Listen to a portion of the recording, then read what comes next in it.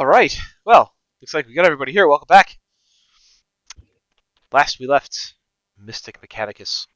Uh, we had found a cart on the path between Rochdale and Red's Wharf that had been knocked over. Some marks on the side indicate that it had been attacked. Likely due to the gnolls that you have heard about that have been haunting this trail. Um, on the way there, you were able to track them, so you kind of knew you were getting into a bit of an ambush, and sure enough, ambush occurred, and you were able to dispatch the gnolls that jumped you, along with a large, hideous beast called a lucrata that they had accompanying them that smelled like absolute death. Um, Amongst the things you found in the cart, one you found some coins, some other knickknacks, but one thing in particular kind of upset Jade, a small amulet which she crushed in her hand and returned back to Naruko as scrap. Um, the fight was exhausting. You guys took some hits, decided that you were going to turn around and head back to Rockdale to cash in the bounty that you guys had gotten so far, and likely spend the night there to recover before heading back out. With that, I bring you back to the city of Rockdale, where it is around 4 o'clock in the afternoon. You guys are heading back up to the gates, the same two Fire Genasi standing guard. The city sprawling out before you. You can hear the sound of the ocean in the background, smell the salty sea air. As the afternoon turns to evening, the town begins to light up with people going to different taverns, bars, the casino, and of course the siren song. So I'll bring you back to the city of Rockdale upon your approach, where I will leave it back to you guys.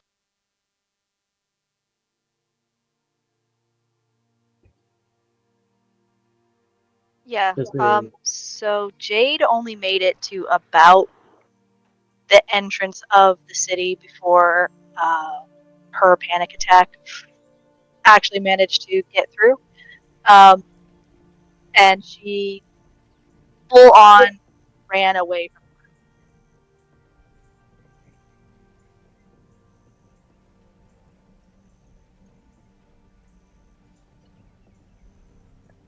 and I was meant to roll for panic attack before we ended last session, but rolled it in between. So, yep. And she is booking it. If Yuki sees Jade take off, Yuki's gonna take off after her. She's not gonna let her just run out of and run away like willy nilly, not having any idea what's happening. Also following.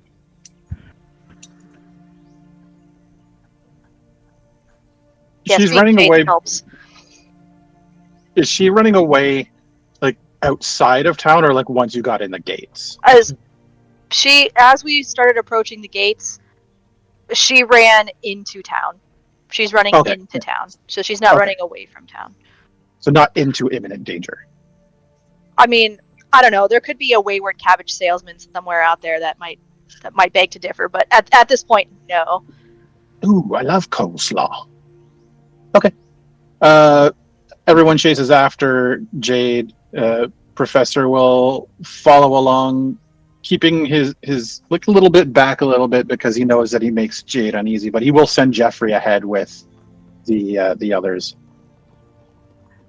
Yeah, and when I say like I'm gonna chase after you, I don't mean like 5 feet behind you. Like not like rah, I gotta get you. Like I'm keeping eyes on you. Definitely keeping eyes on you, but like, yeah.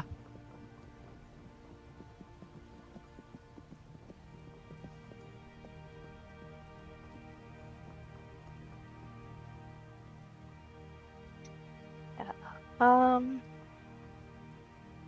hang on. I have to see if this is something that this character has because I don't remember now.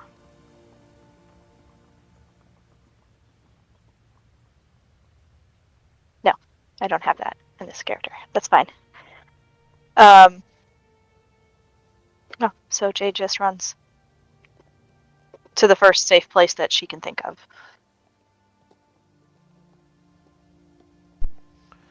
So Jade running to the Siren Song, Yuki in tow. Professor, you are sending Jeffrey after them. But you are not going yourself? I am, but I'm giving myself much more distance. So like I'll catch up Oh. eventually, but I just don't want her to just look. Oh shit! There's a dude chasing after me. I need to run faster. Understood. Brent's gonna probably keep pace with the professor and questioning what just happened. Can I insight to see if I can tell that it was like a panic on Jade? Yeah, you can make an insight. It's not hard to see. She is, yeah, she's kind of wide-eyed, and she has a certain briskness to her step, and she is kind of like head down, face forward. She has a mission, and she is on her way to fulfill it. I feel like the professor with a 23 insight, as an actual professor, has probably seen students in the throes of a full-blown panic attack before. And that's what Jade definitely looks like at this moment. Yeah.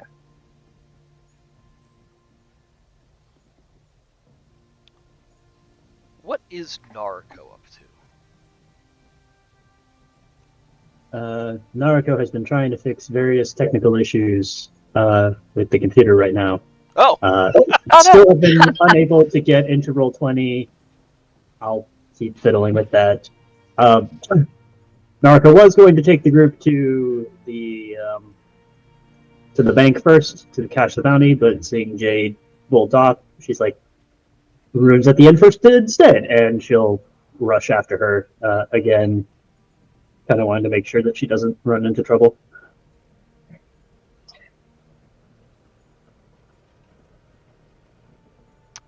so everybody is kind The of wayward cat of this group. everybody's kind of briskly walking after Jade as she's making her way into the town towards the Siren Song. Are you stopping for anything, Jade? Are you heading right to? Are you jumping right in? Jade isn't thinking right now. She is in the midst of a panic attack. She is not looking around her at anything else. She is just full on running like something is chasing her to the Siren Song. So as you And go ahead. that's where she's headed. So nothing is stopping her along the way unless someone is actively trying to stop her. Are the rest of you trying to stop her? No, that's probably a bad idea. No, Reverie knows better by now. Yeah, Yuki's not going to try to stop her. She just wants to make sure she's safe and do what she can to help her feel better. So the group of you briskly walking through the streets of Rochdale, you get a couple of quizzical looks as people kind of whirl around and see just a little girl and a big cat go by, and then a cat go by, and then a little tentacle thingy go by with the professor and the rest of you. But they pay you no mind as you make your way through. You head to the Siren Song. And it'll bring you to the map.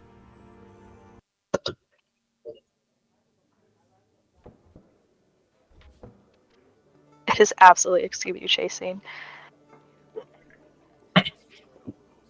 Is there anything at the door? Sorry, go on, Neville?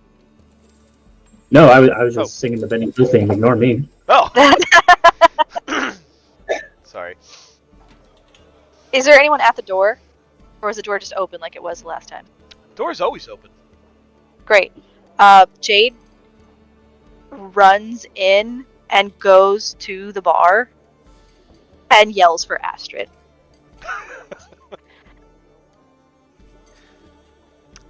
Making your way inside the Siren Song, it's the crowd is starting to filter in. Little corners and tables are starting to populate with patrons. The sirens themselves wandering around, making everybody happy and comfortable. Jade rushing right in, jumping behind the bar, screaming for Astrid.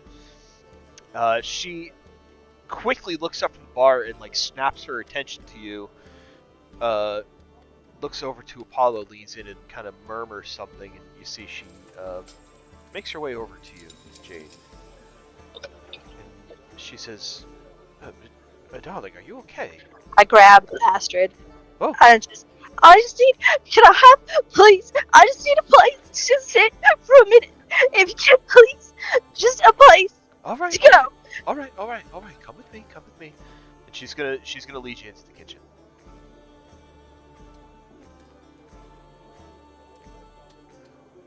And I follow her because following strangers into places that people make food is obviously the safest thing you could ever do. That's not something I've done in real life before. As for the rest of you, you see Jade freak out, calling for Astrid behind the bar. Astrid takes her back to the kitchen. What do the rest of you guys do?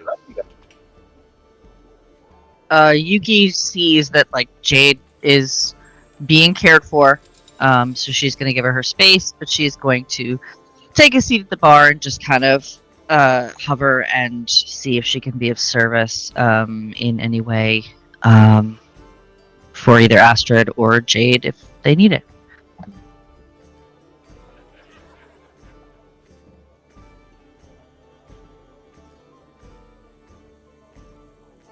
Alright.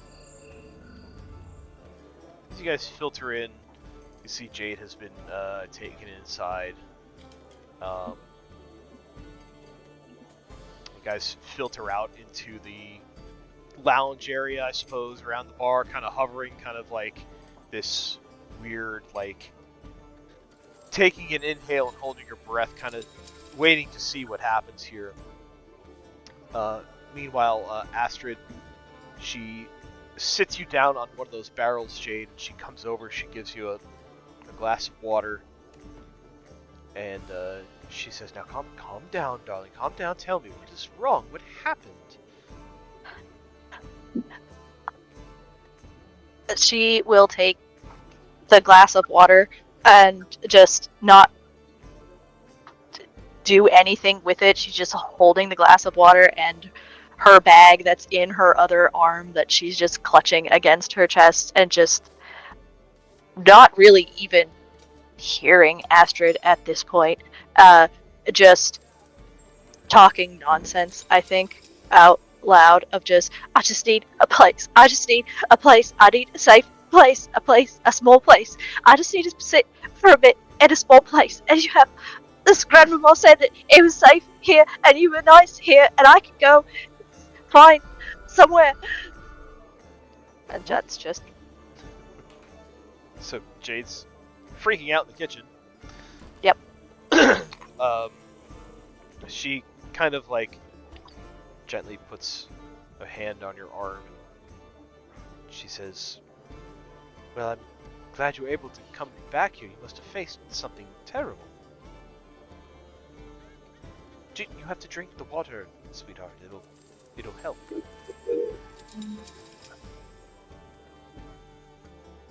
I can drink water. Drink the water, yes. It is important to stay hydrated, of course. Little sips, little sips. Sip at the water a little bit. I'll tell you what. How about you sit here and try to catch your breath. I'm going to go back out to the bar, and I'm going to try to find some tea that will help soothe you. How does that sound? I like tea. You like what kind of tea do you like? I don't know. Alright, that's quite alright. I'll find you something that will help. Just sit here and just try to catch your breath, okay? Yeah. Alright. I'll be right back. I'm not going far. Okay. She kind of comes back out of the kitchen. Comes back around, sees the rest of you guys kind of skulking around. She goes to grab some herbs and she starts crushing them. She looks up at you and she says, "Your friend is very worked up. What happened?"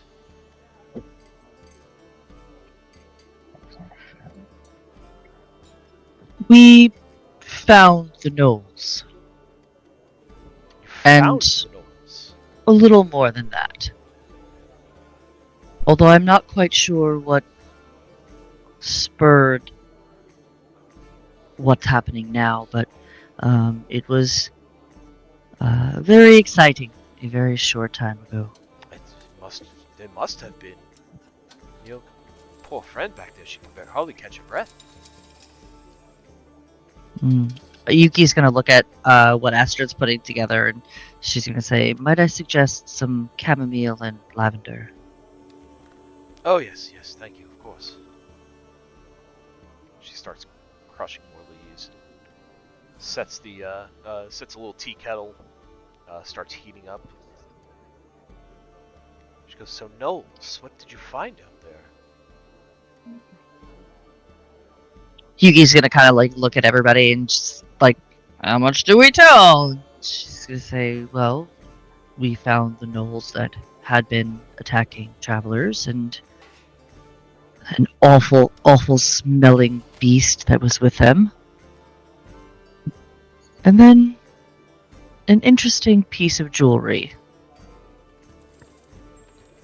And remembering that, Yuki is going to kind of clock that's kind of when things started to spiral with Jade, when she held that amulet. And she's going to kind of keep that bit to herself and have like a conversation with like the professor or Naruto about that. All right. Well, whatever she saw, it spooked her pretty bad. I know the gnolls were bad, but you seemed like a pretty hardy bunch. Well, I did almost die a little bit. It's fine. How do you almost die a little bit? Yuki is gonna smile and she goes, "Haven't you ever heard of cats and their many lives?" You mean that's not just a myth?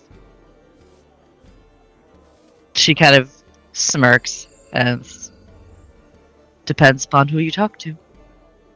I suppose so.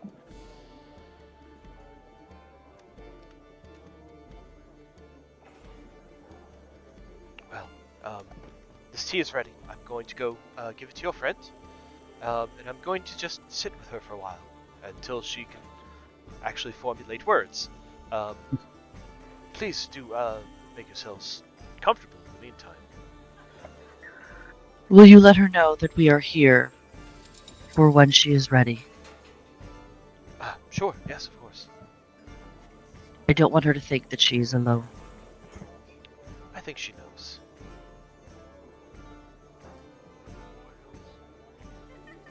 Naruto will head over to Apollo and slide over 4 gold pieces. Actually, 5. 5 gold pieces. 3 of them are from 3 rooms to be divvied up later.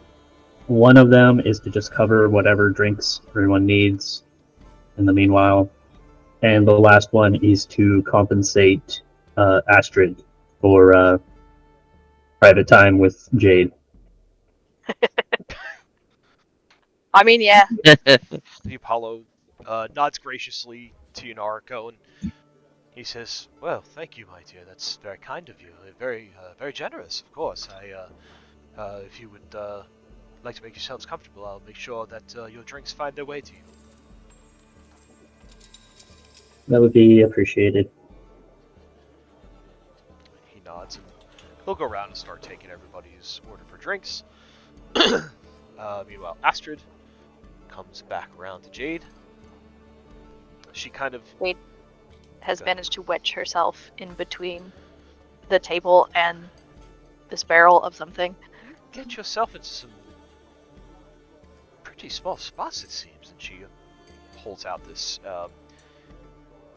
warm, aromatic, hot tea to you, Jade, and it smells of chamomile and lavender. And there's something a little bit sweet in its scent as well. She will just blindly take the cup and just starts crying. She hasn't been crying before, but she is full on just crying now that she's in a spot where she can just sit and cry. Which is weird to see because there's not many tears, there are some. And just keep saying she's sorry. Why are you sorry? This is...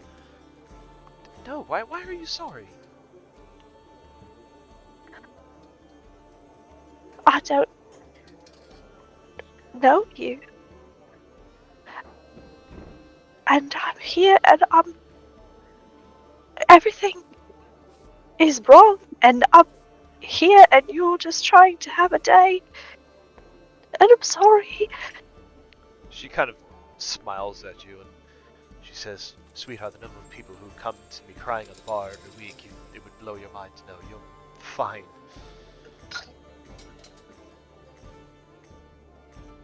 Please, have some tea. It will help soothe you.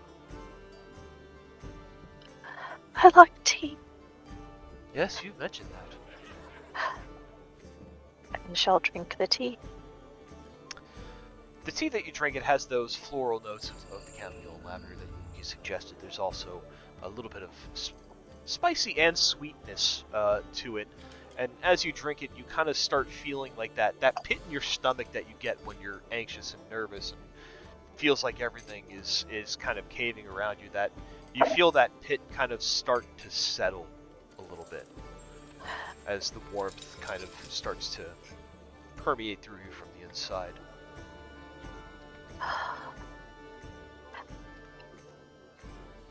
This is really good tea. She smiles. She says, "A little bit of ginger does wonders."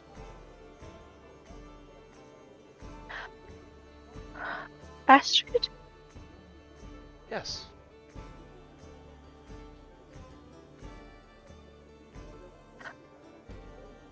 I'm at Siren Song. You are. And your friends are right outside at the bar waiting for you. I don't remember.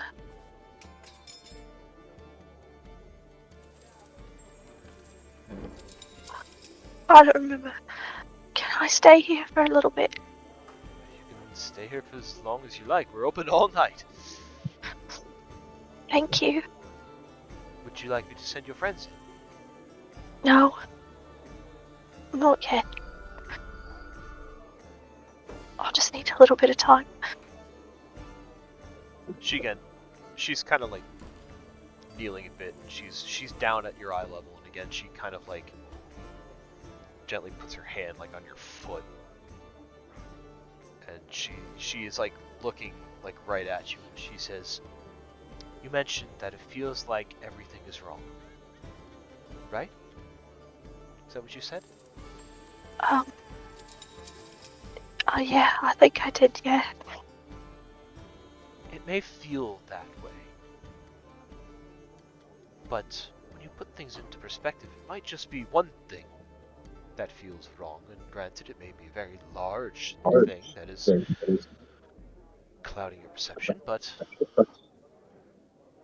it is still just one thing, and you have many other things, I think, that are right. And when you take a moment to reflect on that and look around, and once you've calmed down, I think you'll see that too. Helps put things in perspective. Marco said something like that once. Yes, I'm sure Miss Narco is very wise. Her word of her intelligence is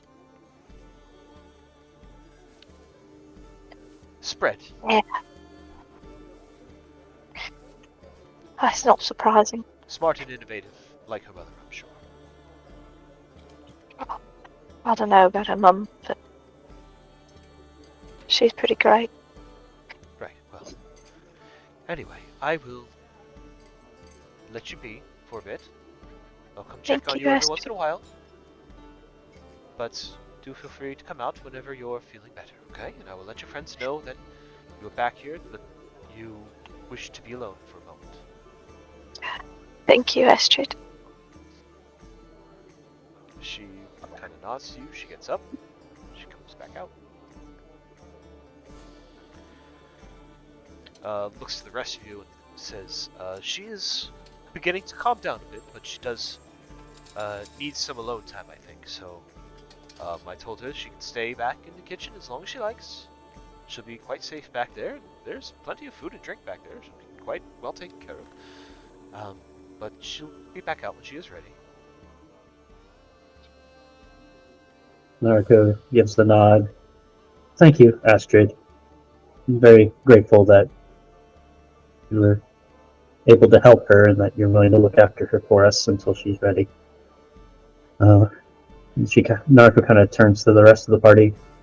If Jade is going to need some time for herself, then I can head off and take care of a little bit of business. I'll turn in the bounty at the bank.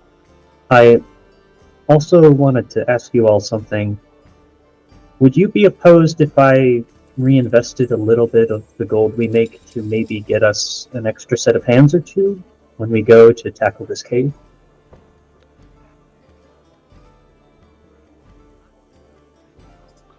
Like hire mercenaries. Oh. I suppose that's basically what I'm asking for, yes.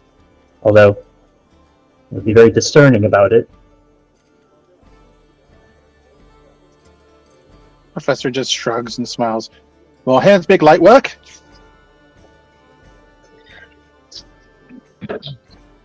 True.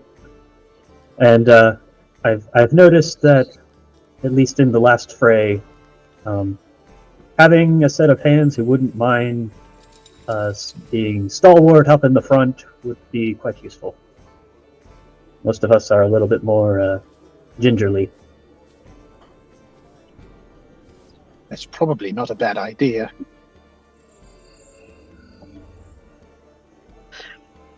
Yuki nods and says, I would definitely not mind having some more hands.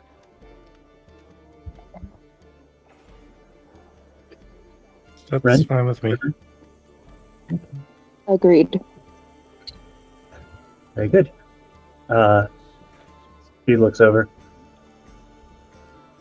If it makes Jade uncomfortable, then we'll work that out. I'll try and be quick, but I trust if she needs a shoulder or an ear in the meanwhile, any of us can do that well. But if she does ask for me, just promise her I'll be back quickly. Do you want to go alone?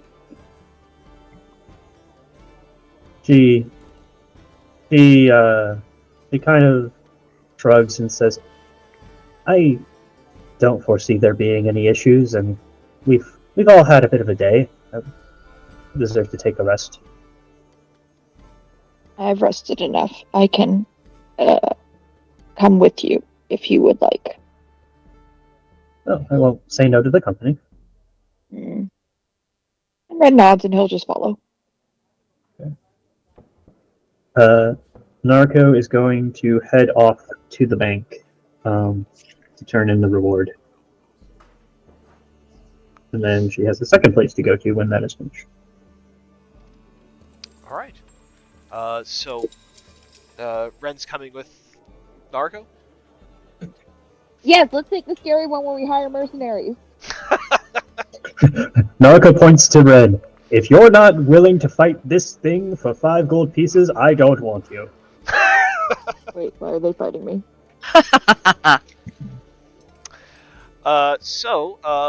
Ren and Narco head off to see the bank. You make your way through town. you're able to find the banker's office quick enough. It is getting towards the end of the day, so they are starting to kind of the staff starting to kind of head home. But there are still people in the building at this point, so you go in. The receptionist sees you, and she looks at you and Arco, back to Ren, and she says, "Oh, yes, I recognize you. You were looking to take on the Knolls, is that right?" Indeed. It has We been have done. we have a preliminary submission for the bounty. Preliminary submission. You're Oh going yes. back for more. Narco kind of fixes her with a cold eye and says, "The von Grutzner's do not leave a job half finished." I suppose they don't.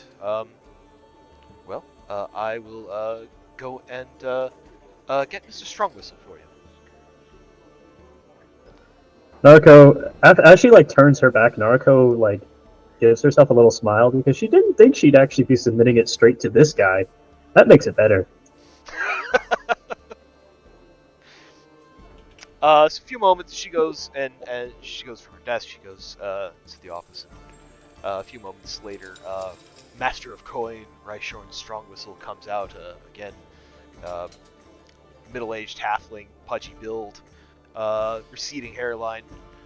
Walks out and kind of looks at the both of you. He puts his hands on his hips and he says, "You've come to claim the bounty, then." A start, at any rate. Narco kind of looks around. I don't see a basket here. Shall I just lay it out on the desk for you? It depends what you have. Narco smiles, and she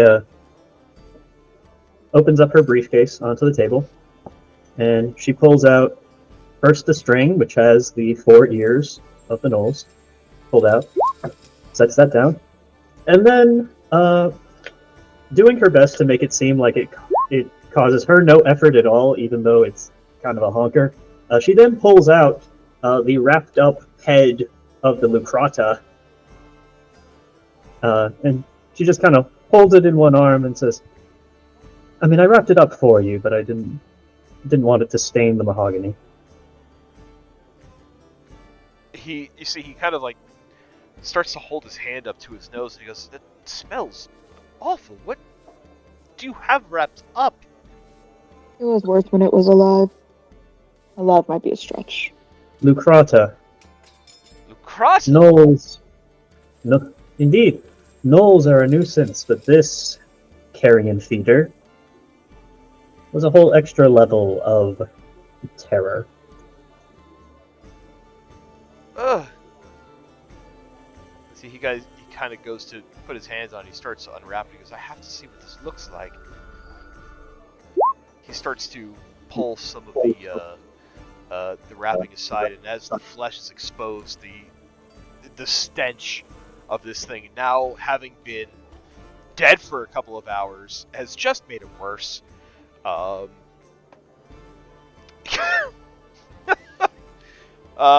a nat 1 on his constitution check. Oh,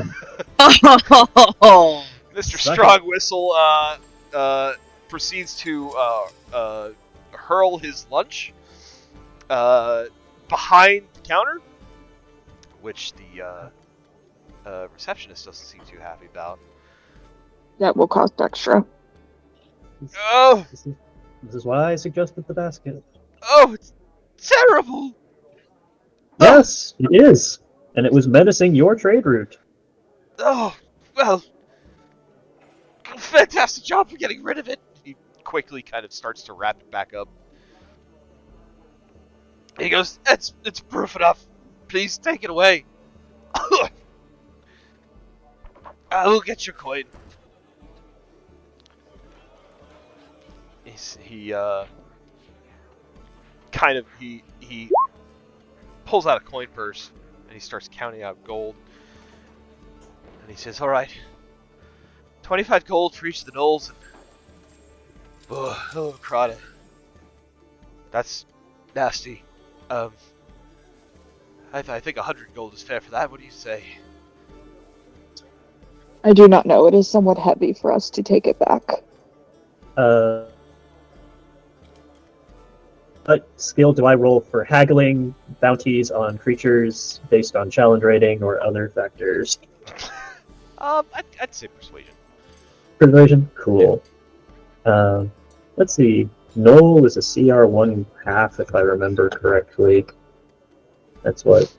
100 XP. Lucrata, I don't remember what a Lucrata is. It's probably too high for our level, but I think it's 3. I think it's CR3. 3. So what is that, like 500? 750? Yeah, where the hell's my thing?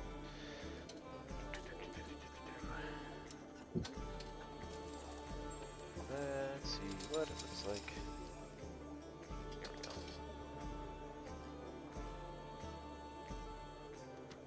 go. 700 for CR3. Okay. So if we were going entirely off of CR for value, that would be 175.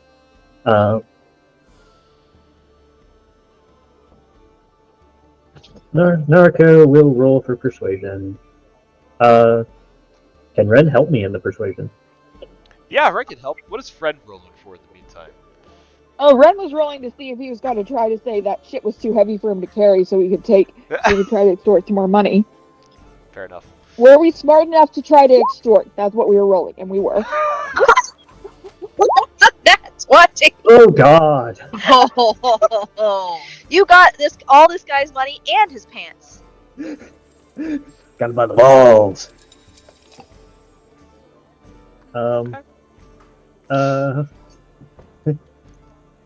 I think Naruko rolled well for her knowledge of Lucrata, and then she fought this thing. Since this guy it seems to be questioning what it's worth, she will go into delightful detail on just what a fucker this thing was to fight, and she will add in that she fully intends to go find the den where the rest of these gnolls are camped, because she knows where it is, and utterly remove them as a factor from the local area. And that paying her well now will make her all the more enthusiastic to make sure the second part of this job goes to completion, and he never has to see or smell any of these ever again. As you're telling him the sordid tale, he's kind of like holding his stomach and his mouth at the same time. You hear him say, 200 then? For the Lucrata? That'd be 300 in total. I think that will do nicely, thank you. You see, he quickly shuffles the gold together, he puts it in a pouch, and he just kind of like lobs it over to you. Please take it. Please go. With pleasure. See you tomorrow for the rest of them. Oh, wonderful. Have a nice day. Before Naruko leaves, she would like to very quietly slip a gold piece to this poor secretary, and just say, "So you can get yourself a nice back when you clock out of here, dear." She kind of nods at you and she silently mouths thank you. Lovely.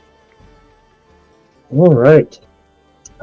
With that hefty haul, remind me the name of that tavern up in sort of the northeast corner of the city that we stopped by previously. So that would be... that would be the Golden Sunset. Golden Sunset. That is where Naruko is heading next. While Naruko and Ren are en route to the Golden Sunset, the rest of you currently at Siren Song. Is there anything you guys would like to be doing at the moment? Any conversations you would like to have amongst each other? Jade, are you still panicking in the walk-in? What's going on? Jade has started to calm down now that she is in an actual space and not out in the open for things to come out of the dark and attack her from.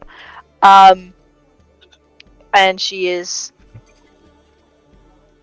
calming down, but also ashamed and embarrassed about what just happened because she doesn't even remember coming here at this point. And she has no idea what she said or what she did in between her last coherent thought and getting the tea from Astrid and realizing that I'm in Siren Song. And she's trying to figure out how to face her friends after that, and also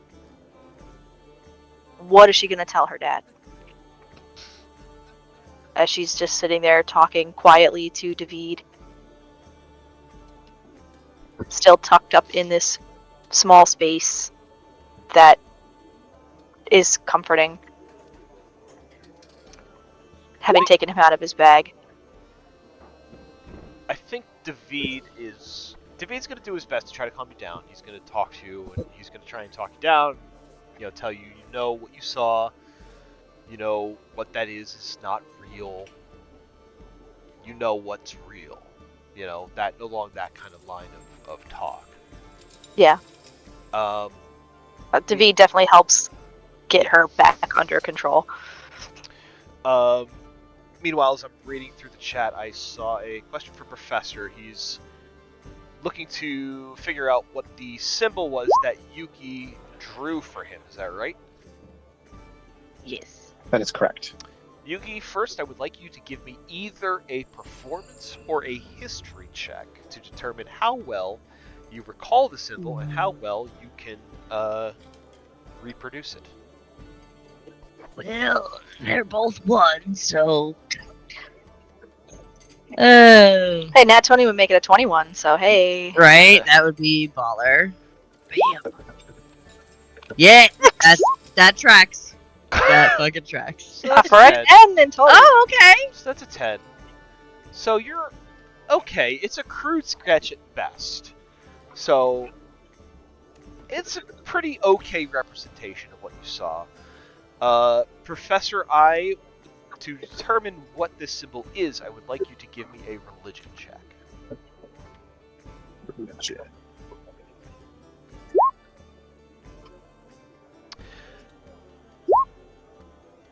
I think you have seen this symbol in passing. What you know about it, Professor...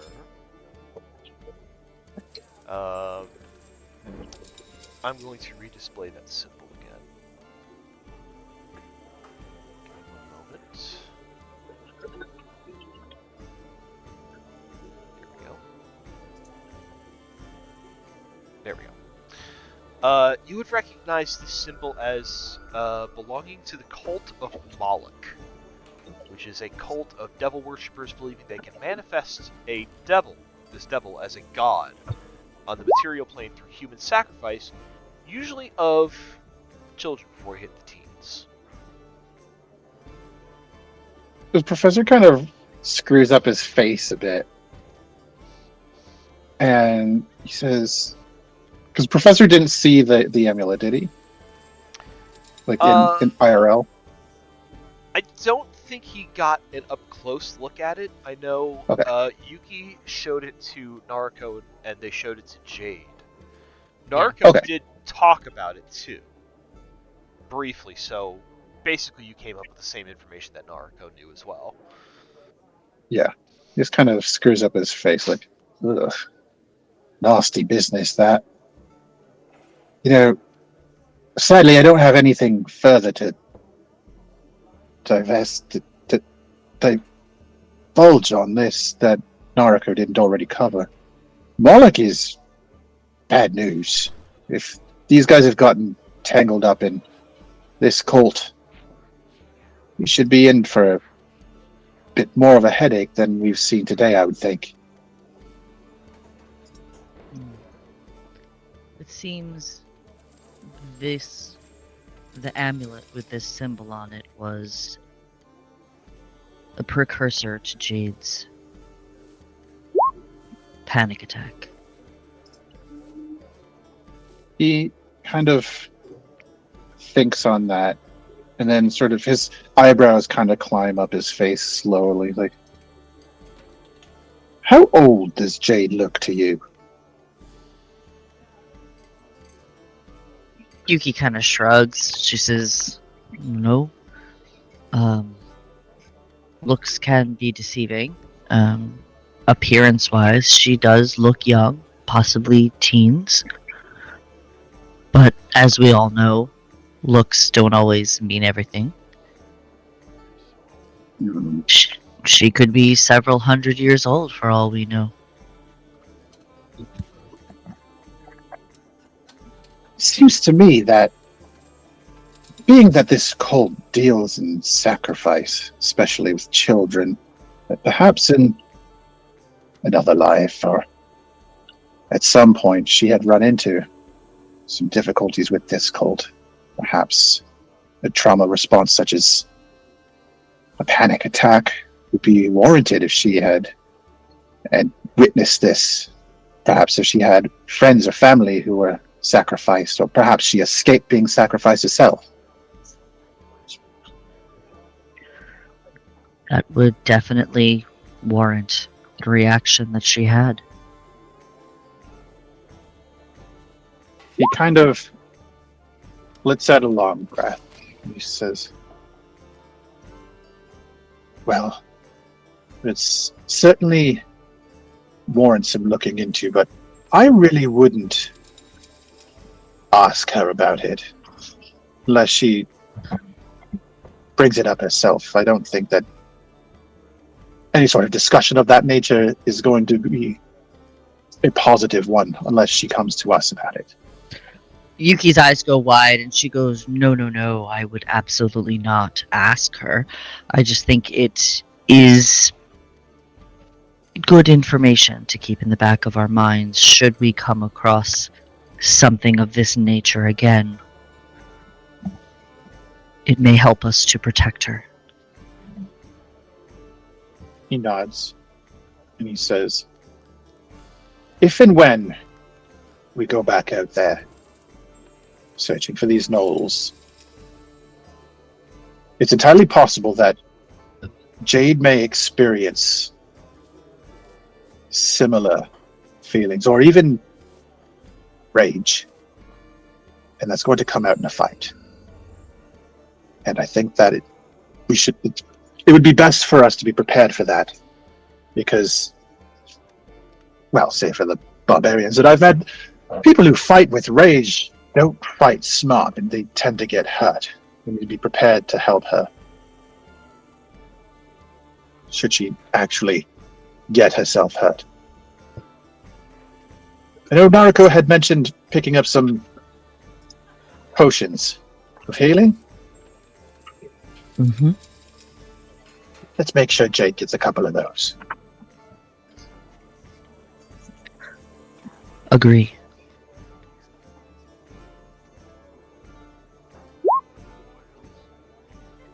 There may also be some herbs that I might be able to find to make a tincture to help her when she gets in these panic attack states, but I would have to find an herbalist shop or some like shop around here. He nods, and then he kind of pulls his journal out from his jacket and lays it on the table, starts flipping through the pages, and kind of stops on one page and sort of taps it with his finger. Like, cure wounds. I'll prepare this for tomorrow, just in case. Yuki smiles at Professor. She says, we will keep her safe, even from herself. Delicate business, that. Again, I agreed. She's gonna hold up her glass, like, as cheers, like, to clink glasses. He hadn't ordered a drink yet, but he just kind of holds up, like, an imaginary drink and, like, clinks his knuckles against the side of her glass and, like, pantomimes drinking from it like it's the best thing he's ever done, and slams this imaginary glass down on the bar and raises his other hand to Apollo. Like, another for me and my friends.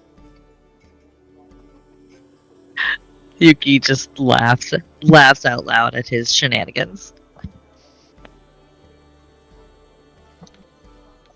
All right.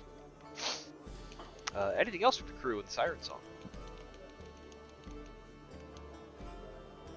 Going once, going twice.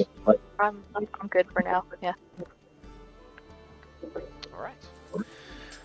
Back to Narco and Ren.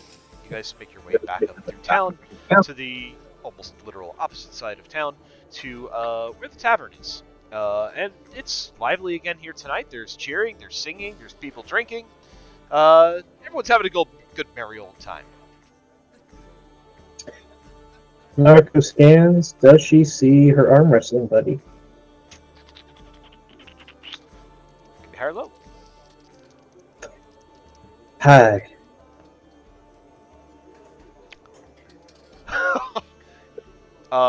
So this is the first time this has ever happened to me. I rolled But all zeros. Don't you dare! That's 100. That's 100. Oh! oh, She is. Turns out she's twins. There's two of them. She's definitely there. She apparently still seems to be begrudgingly arm wrestling people.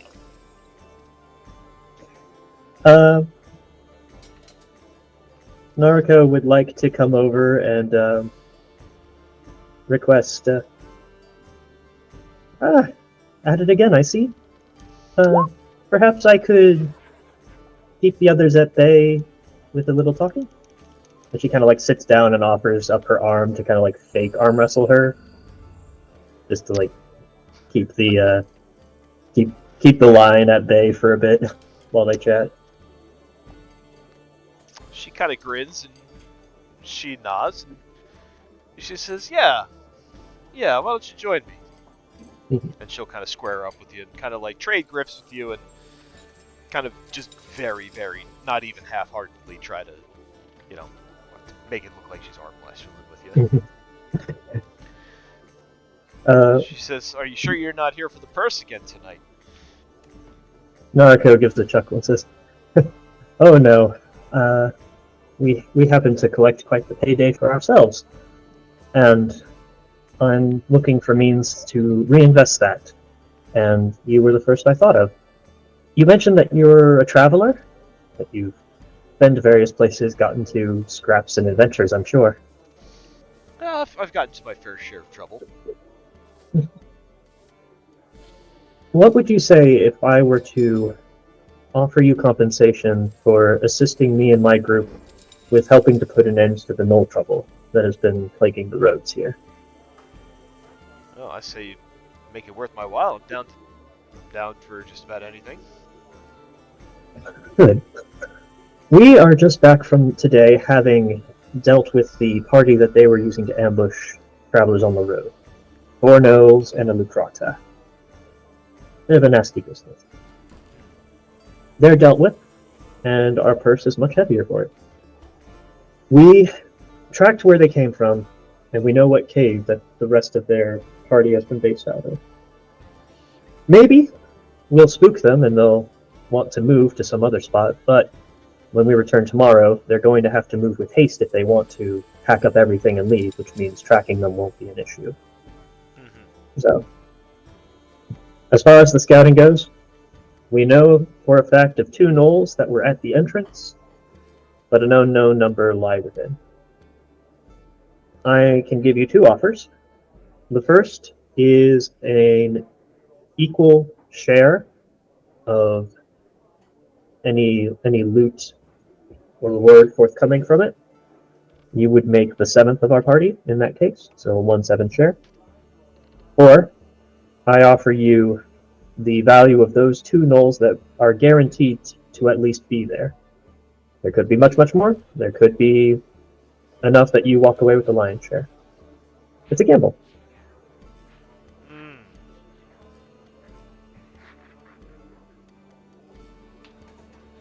That was interesting. I'll give you that.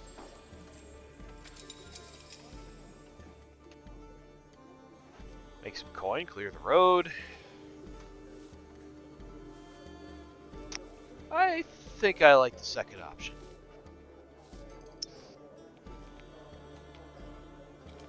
Marco smiles. Conservative, but a guaranteed payday regardless of what else occurs. From our trip to the bounty office, 2 gnolls would come out to about 50 gold pieces. Wow.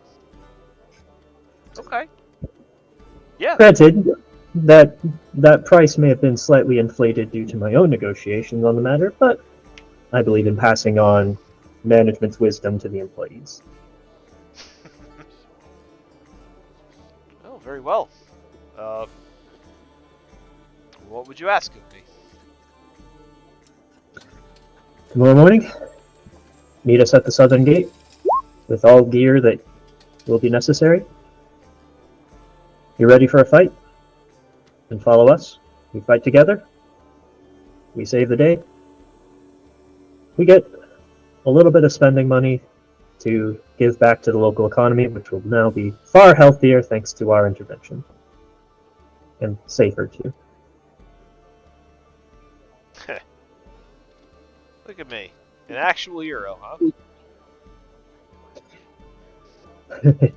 I was saying something not too dissimilar about a week ago when trouble found me, and it would either answer the call or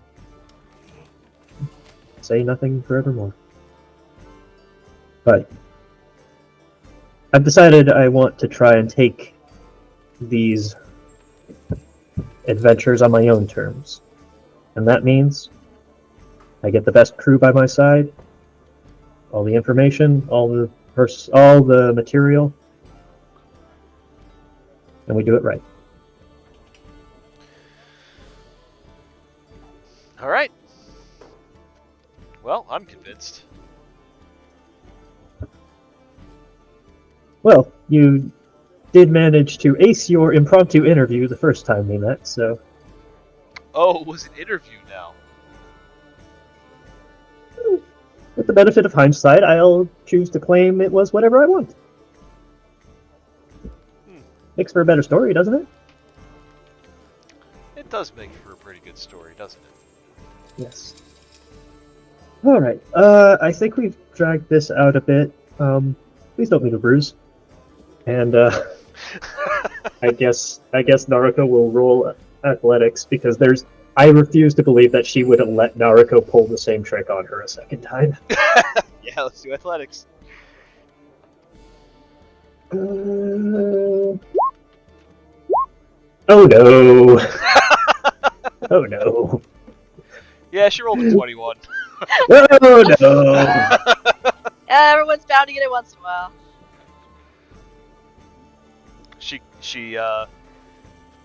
She takes care not to completely, pop your arm out of the Dislocate your socket, arm. but she does handily beat you with your hand down on the bar, and she says,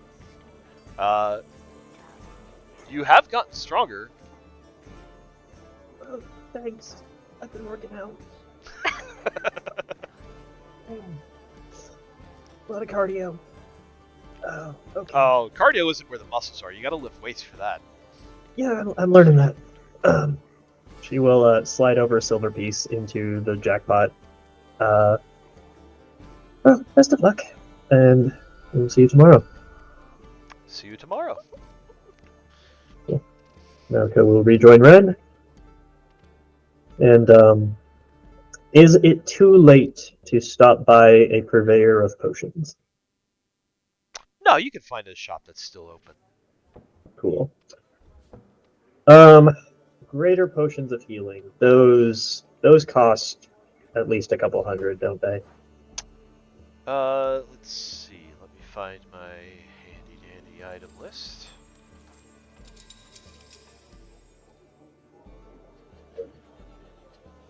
There it is.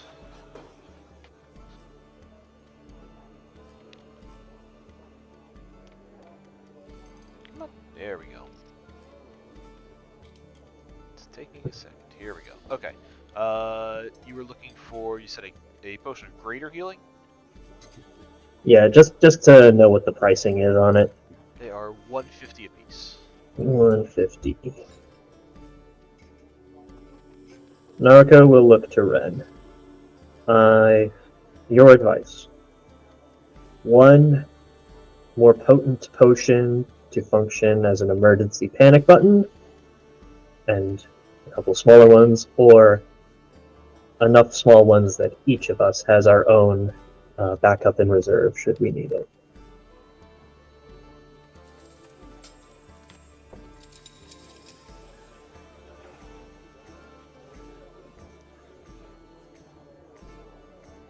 Ren? Red might be muted. Sorry, I got Yep. distracted. Sorry, could you say it one more time? Naruko is asking Ren whether he believes it is more tactically sound to have like one potent potion and a couple small ones to hand out. The idea being that since we have a fair number of healers, whichever of us don't have that self-healing ability in a pinch can like keep one of the tougher potions, or if we should just get enough regular small potions that each one of us can carry our own backup emergency potion should we need it. I think it might be wise for each of us to have them in case that someone suffers an injury. We could also provide healing to them if necessary. Sounds good. All right. Yeah. May I inquire into the ritual that you performed with the individual at the hotel? That was how people become employed? She thinks for a second. Well, oftentimes there is a handshake to conclude the agreement, but That did not look like a shake. no, it was very, very impromptu. I mean, the general gist of you find the prospective employee, you get them in a private area so you can converse freely, you make them an offer, back and forth negotiations. Kind of like an arm wrestle back and forth, I guess. Ren is evaluating you skeptically. I am not certain if this is how it is typically done. Look, I didn't think of it that way, but now that you brought it up, it kind of fits. Isn't that you usually create your inventions as well? Yeah, actually, I'm trying to make something work, and I kind of realized as I'm doing so that I kind of thought sideways when I didn't think about it, and then I'm just like, well, now it's here. Ren tilts his head the other way, but eventually shrugs. I suppose they do work. Yeah, but your advice is good. Each of us having our own little emergency potion sounds like a sound plan. Maybe later on, when there are more funds to spare, then any of us we notice getting into a pattern of coming away hurt can get a more potent piece. All right, let's tally up here. 1, 2, okay. So 6 potions comes out to pretty much the whole of the reward we got today. Woo! And we're poor again! Yeah, you're not a lapdog. Since Naruko's going to buy a 6-pack of these, she's going to see if she can talk the shopkeep into a slight discount.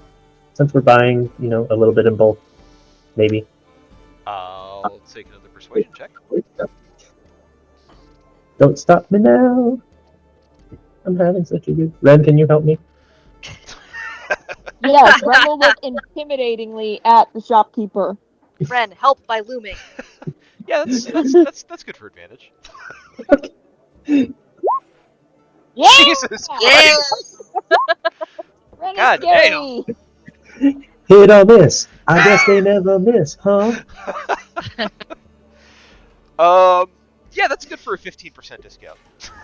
Oh, holy shit, yeah. 15%. I was gonna go 10, but on a nat 20, I mean. Love to see it. So that'll cost us a cool $255.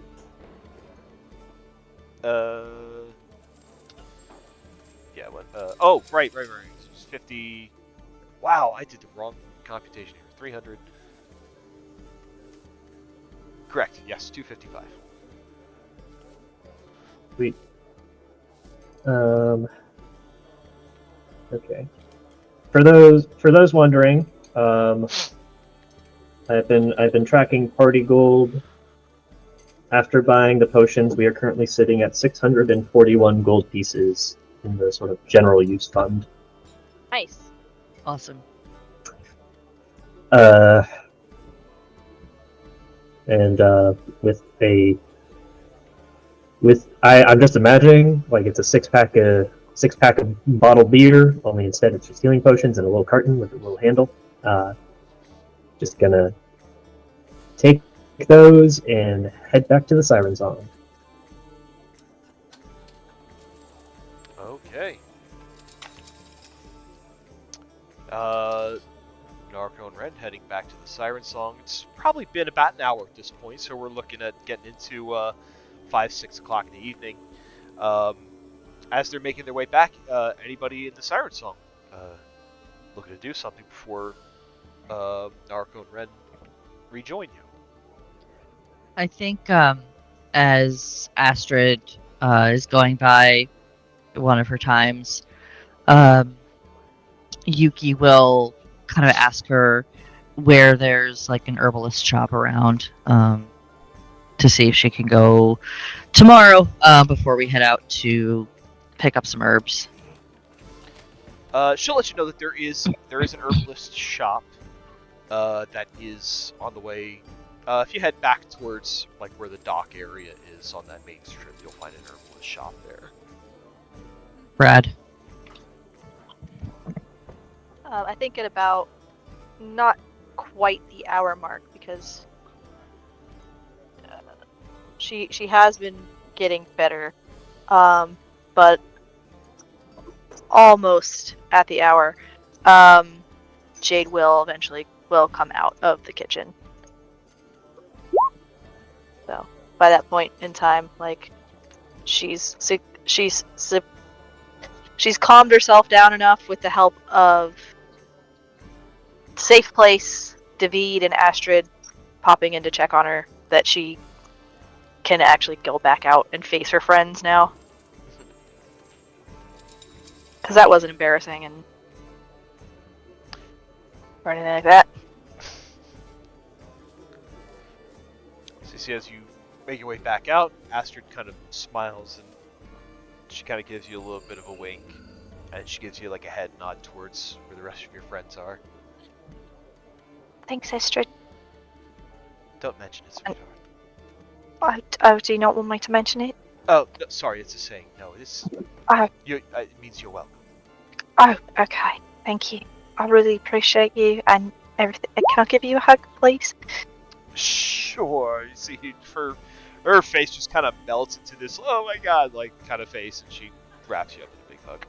Just give her like this very tight squeeze. Not enough to like be uncomfortable, but just enough to, a hug that was desperately needed and appreciated. Mm-hmm. And yeah, just hold her for just like a little bit of an awkward amount of time, just like those few seconds too long before she lets go. Thank you, Astrid. You're welcome. Hi. And she'll give a half wave back to the professor and head over to join everybody else that's... Is everyone at the bar, or are you at a table, or... Yugi's been hanging at the bar. Stick by the bar so that they could catch Jade when she ventured out. Yeah. Mm-hmm. She'll just come out. Hi. Hey. Sorry. Is everyone okay? I didn't leave anyone, did I? We're all good. God. Did you eat? I had some tea. I don't actually... I'm fine.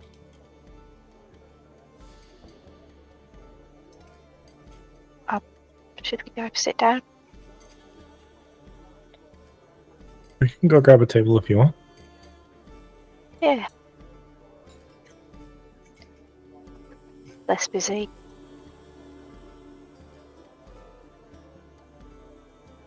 I will get up and walk over to a table.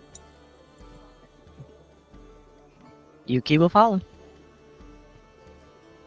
As you guys move about, the sirens kind of like bopping around from area to area, place to place, table to table.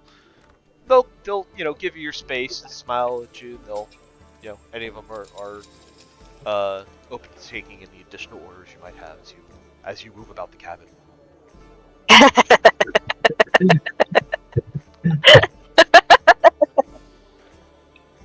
Yeah. You like that, huh? Oh, that one got me. Be very careful as your bag of holding may have shifted during flight.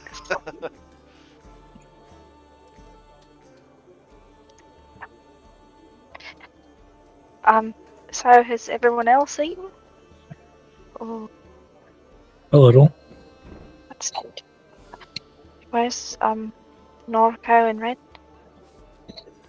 They went to turn in the bounty. Oh, right, I forgot about that. I'm sorry. I didn't mean to. I don't really remember getting here.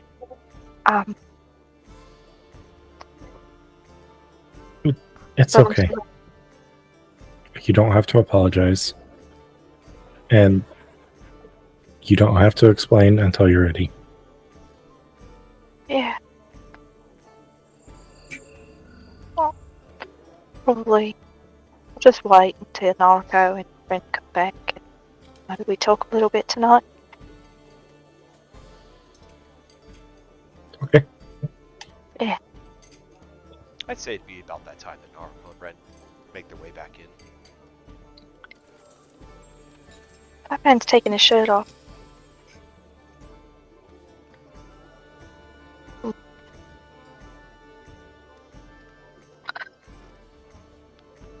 I'm Yeah, too. This guy on the stage, he's kind of lighting up the crowd. He's doing a little dance to some music. His tattoos kind of make it look like he's got a half shirt on. I'm a little too tired to be freaked out right now, but I'm just gonna stay seated here.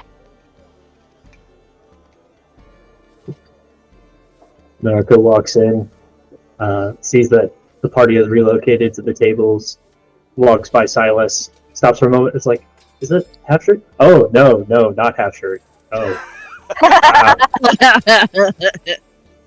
no, I've friends first. Narco comes up to the table. Well, that was productive. Jade, Hey, come Narco. back with us. Yeah, I'm sorry. Narco drops the 6-pack of healing potions onto the table, comes over and just kind of wraps Jade up in a hug. He's like, oh wait, she like stops her. I didn't ask for permission first. I'm sorry. It's okay. I'd love a hug. Narco. Okay. Just wrap her arms around Narco and just hug her back. Just misty-eyed again.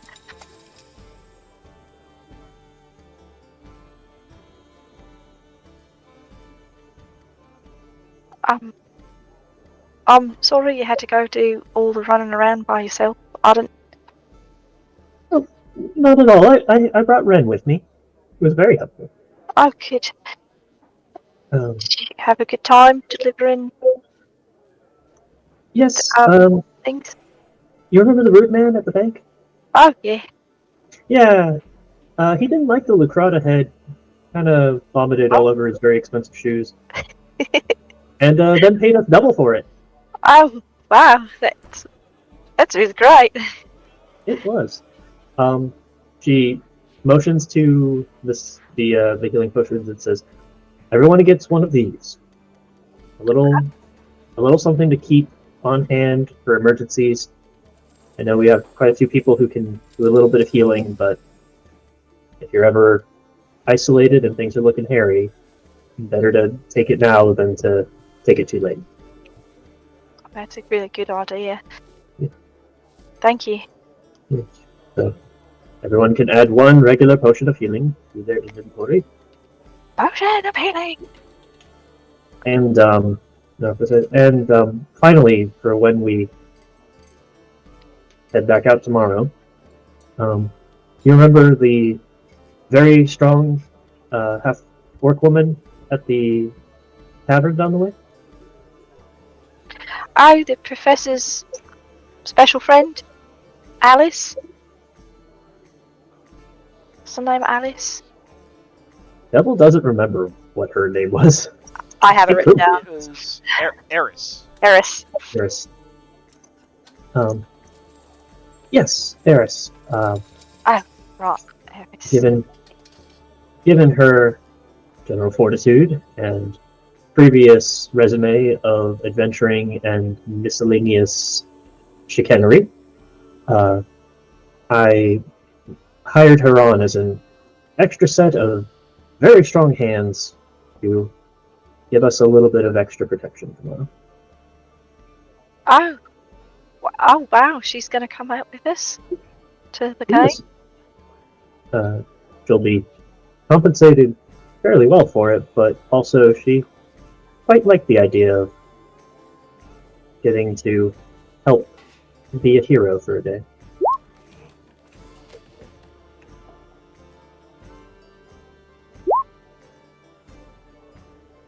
I mean, yeah, I think that's great. It's good that she wants to help do good things. I had asked everyone else before leaving, but I didn't get the chance to ask you. So is that okay if we bring her along? Oh, yeah. I mean, we weren't all together until we were together, so I don't see why someone else couldn't be with us. All right. Didn't know if a new person would be too much just yet. Yeah, I'm sorry. Not. Narco just kind of brings her into the hug a little bit. You don't have to be sorry. You just have to be you. But I am sorry. Well, hi, sorry, I'm Nariko. But I thought I was going to be hanging out with my friend Jade tonight. So I'm sorry. My mother does that sometimes. Didn't have dad, so she would like to do dad jokes. Oh, that what they are? My papa does that a lot. He does that a lot.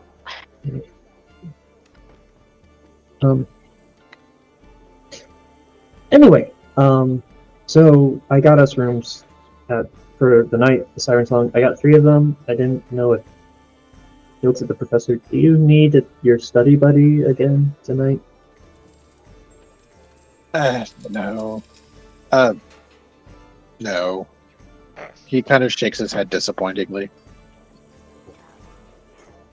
Narco wasn't entirely sure how to take that, because she thought they were just studying, but now it seems like it's not important.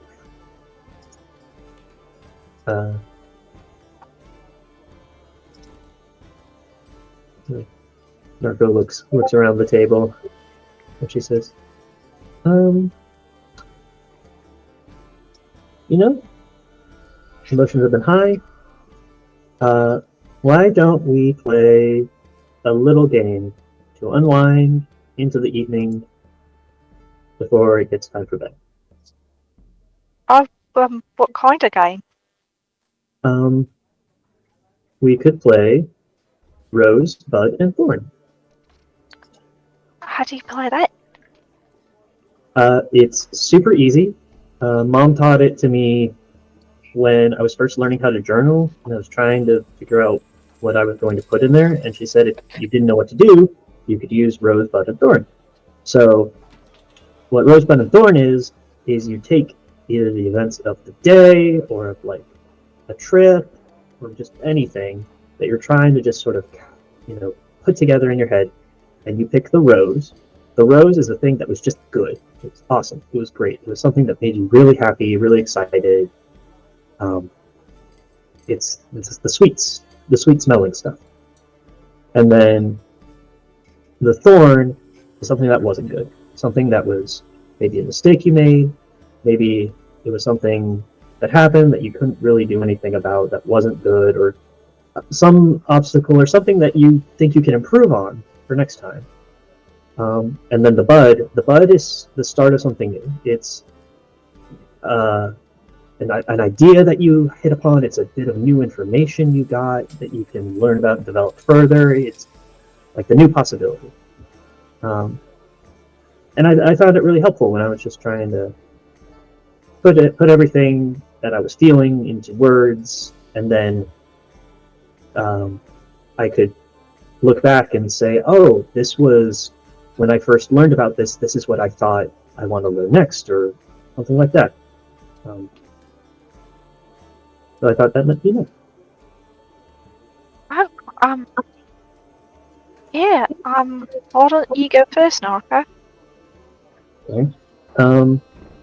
This is the first time doing it, so I'm going to just do it for since I met you guys when we first set foot in Crystal Cove up until now. And I am going to say that my rose was meeting you guys. My rose was finding probably the first group of real friends. And whatever else about how we came together or what we've been doing since then or all that, it's just been good.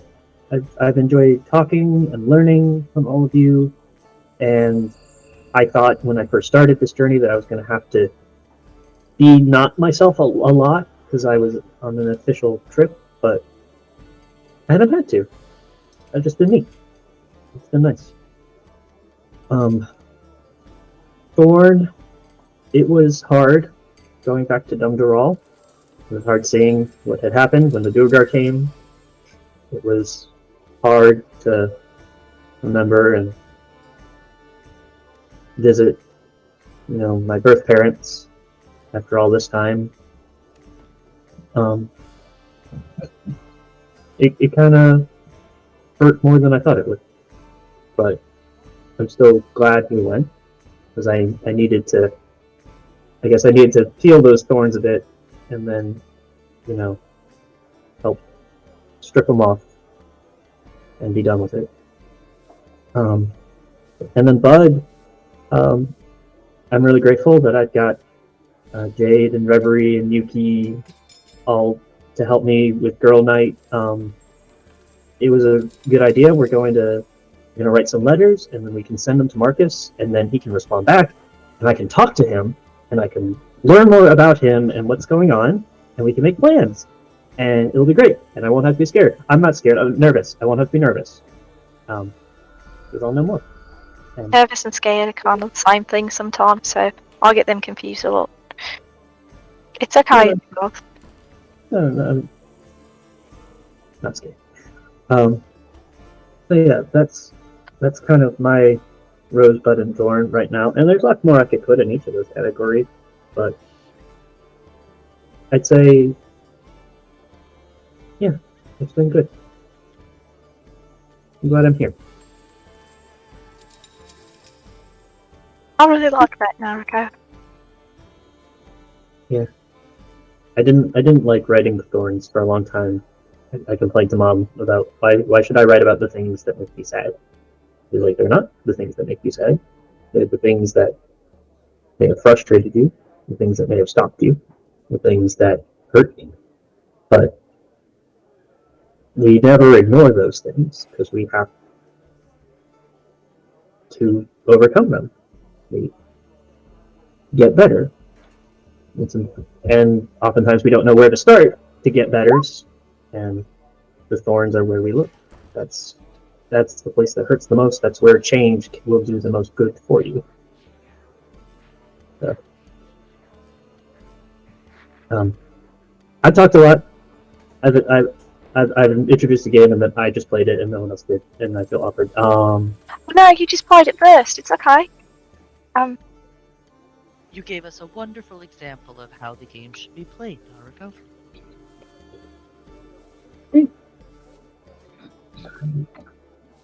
Anyone want to go next?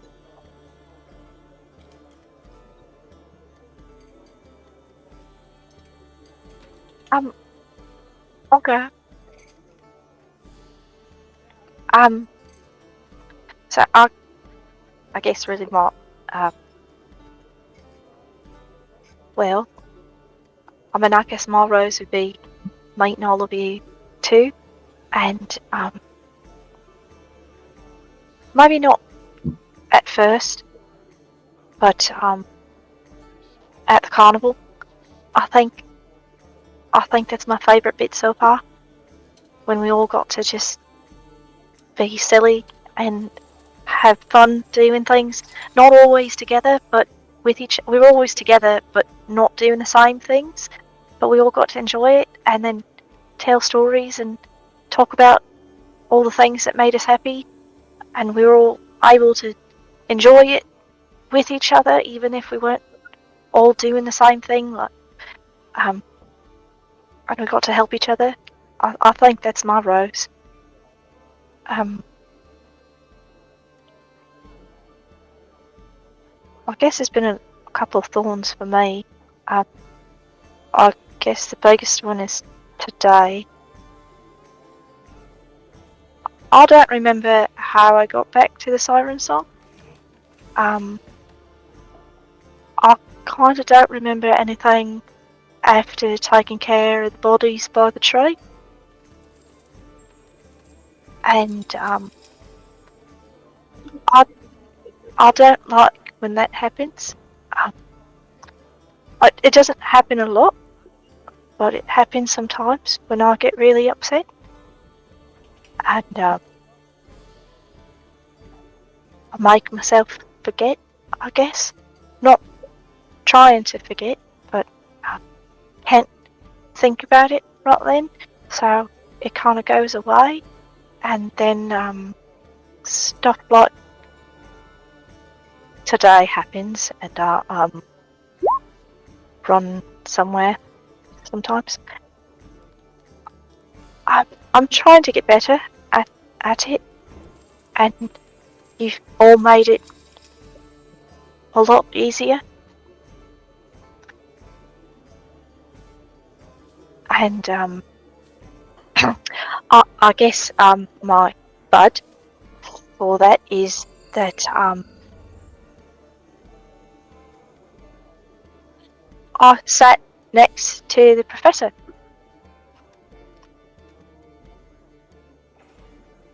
Sort of. We're adjacent to each other. Close distance friends. That was that was good. That's new. And there's a man who it looks like he has a half shirt on, but it's not really a half shirt, and I'm not looking, but I looked a little bit, and it's I'm still sitting here. So she gives a thumbs up. So that's a good progress. Is that how that works? Is that a good progress? Yes, it is. Okay. I'm still not looking, It's but fine. I can tell he's there. A bud is growth no matter what form it takes. How big, how small. And it's good you brought up the carnival. That was really fun. And yet it feels so long ago right now. I almost had trouble remembering it, but thank you for bringing back that memory. Yeah, I know feels like it's been months. It's only been like a week. I can't believe we've only known each other for such a short time. I feel like I guess not like I've always known you all, but I feel like you've been part of my life for a lot longer than just. I feel like you've been a really important part of my life for a lot longer than just a week.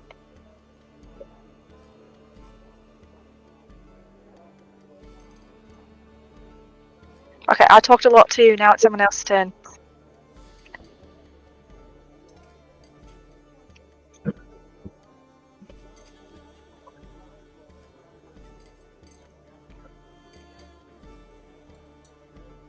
Reverie?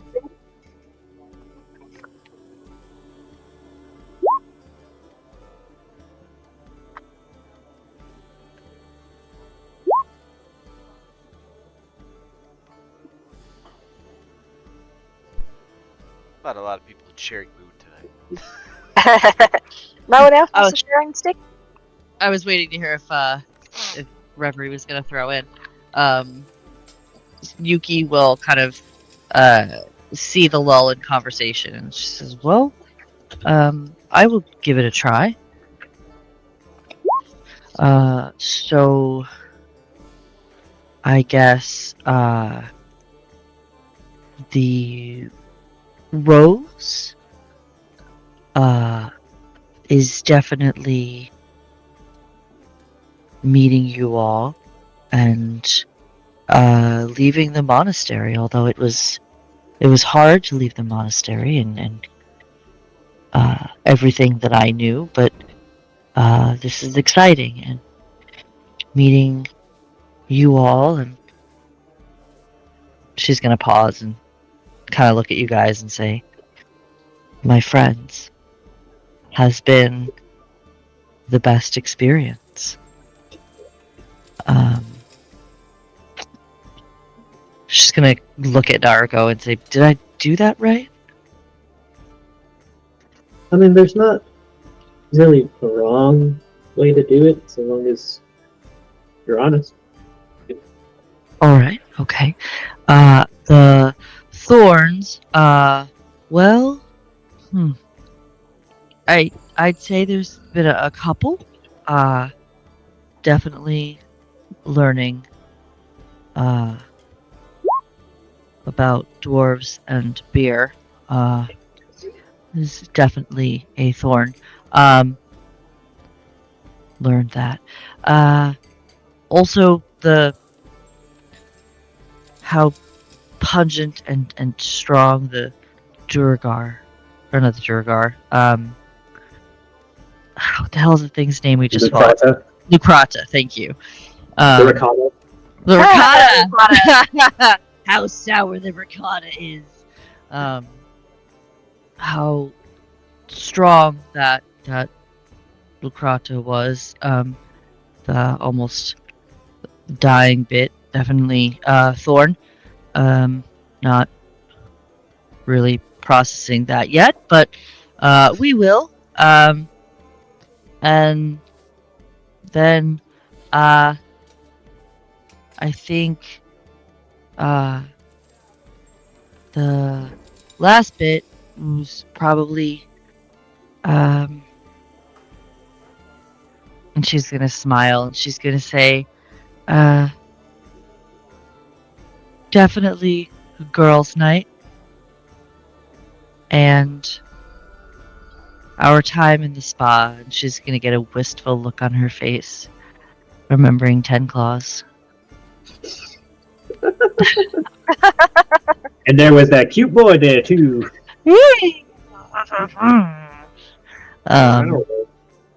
Exactly. Meow. She's gonna say, yeah, I think that would be mine.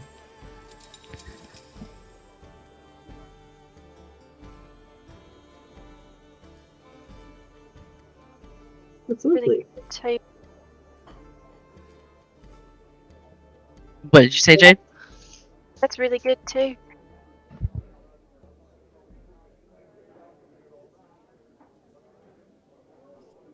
And I definitely agree, Jade. It feels like I've known you all for so much longer, but I guess going through very scary things tends to bond you.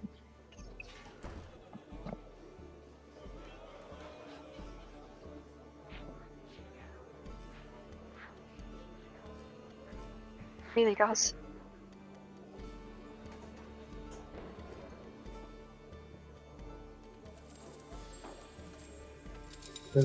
Professor, any insights?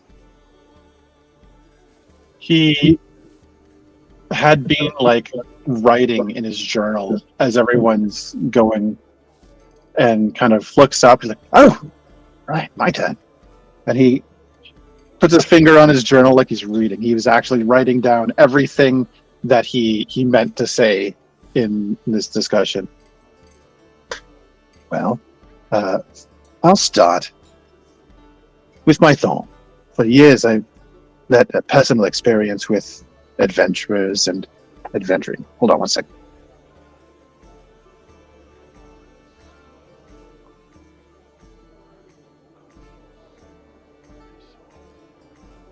Sorry, had the cough. You're good. I've had personal experience from a lifetime ago, kind of sour my views on adventuring and adventurers in general, and I think it's caused me to miss out on some key learning opportunities in relationships. But as I'm here with you, I'm no longer on my own dealing with my own needs as I had for so long that, well, save for Iceland. But I haven't taken the opportunity to get close to others. And seeing the loving, nurturing natures that you all innately have, I feel inspired to be a more open and friendly professor, to be the type of person that you'd all call friend. He lets his eyes sort of rest on Jade for a moment before moving on to the next part. He's like, I guess that brings me to the rose of finding something new. It's brand new knowledge no one else has had. It's just waiting to be uncovered, and a group of caring individuals traveling the same road. And he kind of gets a little bit fidgety about being having this sort of chick flick moment and being all soppy about it. And he's like, that. And he just kind of puts a final period at the end of his last sentence in his book and sits back down, having taken a stand and projected as if he's giving a lecture. Narco points at Jeffrey with a laugh, and she says, "What about Jeffrey? He's a new discovery, ancient knowledge, and a friend." He is absolutely a rose, a bud, and a thorn in my ass. Sometimes he's just a thorn in everything else. You're nice, though. I like you, Jeffrey. I haven't made you go back into your thing in a while. He kind of gestures to the crystal that Jeffrey kind of sometimes lives in. Right up until the part where you swore, I really liked what you said, Professor. It was really, It is okay. it was really Of course. good. He covers his mouth like, did I swear? I'm sorry. You said that I'm I sorry. would. No, it's okay. No, but most Hey. people do. It's okay. Oh, sorry. Where I come from, that's not really a swear word, but I can see how. Yeah, sorry. And he kind of slumps a little bit into his seat and takes a note. Okay. Don't say ass. It's not. I mean, it's not a problem or anything. It's just I don't say that word, but other people do, and it's totally fine. And I really liked what you said. I thought it was really touching. Thank you. I'm glad I mean it. friends. It's friends. He kind of snickers to himself. Like, who would have thought that I'd be here looking to make friends when I left home? I thought I'd be digging in the dirt and crawling through dungeons and caves looking for artifacts and seeing nobody for weeks on end. And here I am, every day, spending every moment with people I enjoy spending time with. Yeah. I mean, maybe we can still go digging through the dirt looking for artifacts for you there. Yeah, I mean, that'd be ideal. Well, that's exciting. Different. I don't think there's artifacts here. Oh, there's artifacts everywhere. You just have to look for it. I thought that was called grave robbing. It's not grave robbing unless you steal it. You don't have to steal it. At least I don't really steal it. After 100 years, it's okay. Is that the rule? I've never really taken anything. I just usually find it, document it, figure out what it does, and leave it there. If you're taking it for historical purposes or for teaching, it's okay. But it has to be 100 years. That's what McGrimmer says. Before 100 years, it's just grave robbing. Good to know. Good to know. And he scribbles in his notebook again, like,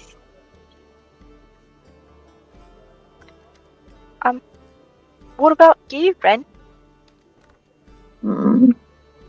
First of all, I also do not believe that Jeffrey is a pain in the ass. I like Jeffrey.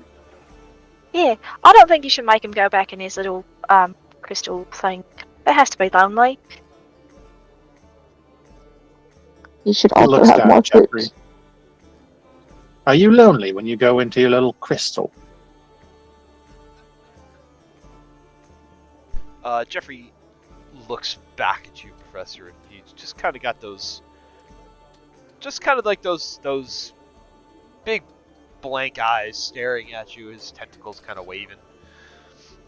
You see, he kind of tilts his head and just gives you a bit of shrug, and you get a feeling like he's kind of indifferent.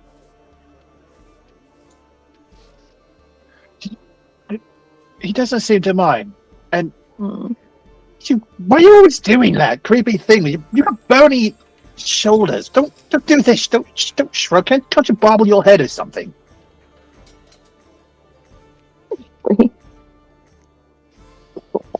Jeffrey shrugs again, and for a second, Professor, you almost think he's grinning.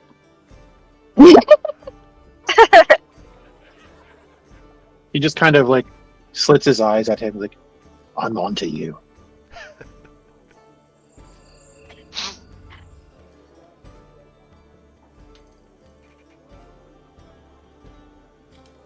But I agree that you are all roses, even if you do not smell like roses.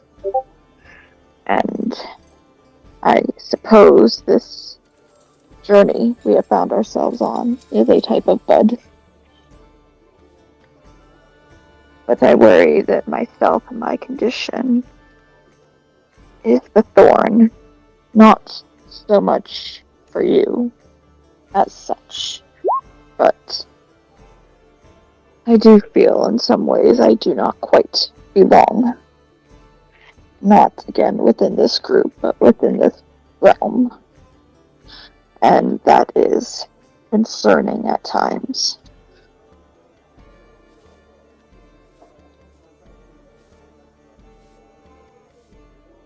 Y'all actually smell like thunder, smell me. I don't know exactly how you're feeling, Ren, but I do feel like that sometimes too.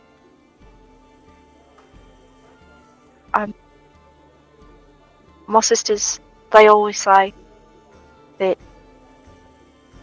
you have to make a place for yourself, because not every place is going to feel like you belong to it right away, because it's so different. But that doesn't mean you don't belong there. It just means you have to make space for yourself. And you're so new. I mean, maybe you're still just making space for yourself, because you belong here with us.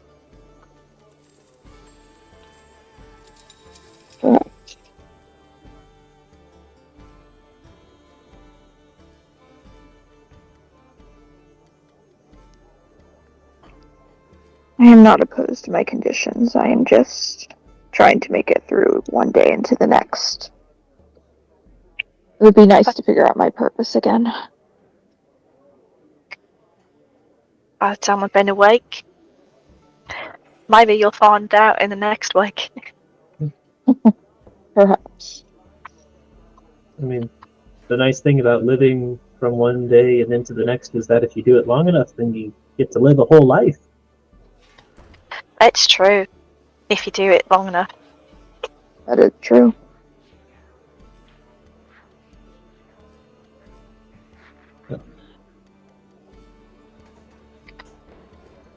Did I play the game correctly? Yeah. Excellent. Reverie, do you want to play the game? I suppose the rose is finding you all.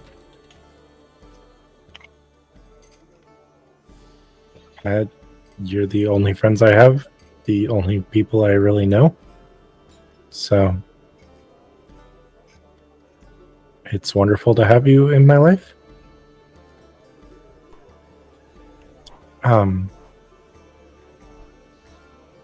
The Thorn would probably be finding out that I am a clone.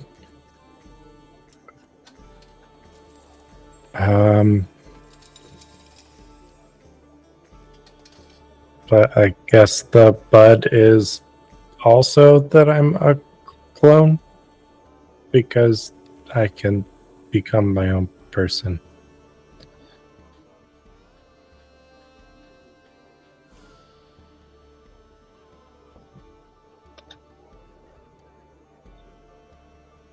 I think. Yuki is gonna put a hand on Reverie's arm and say, "You already are your own person." Give her like a gentle smile. Even better, you're our person. And we're yours too. Reverie kind of forces a smile. She's not feeling particularly happy, but she does appreciate the reassurance.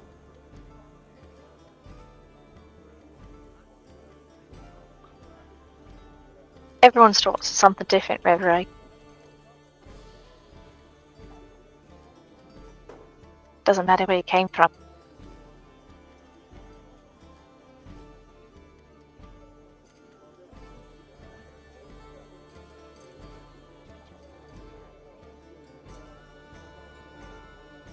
Jade will just lean her head on Reverie's shoulder.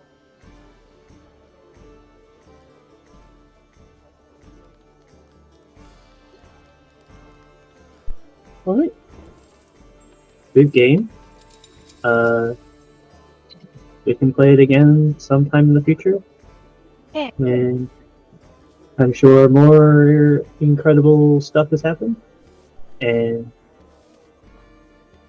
yeah.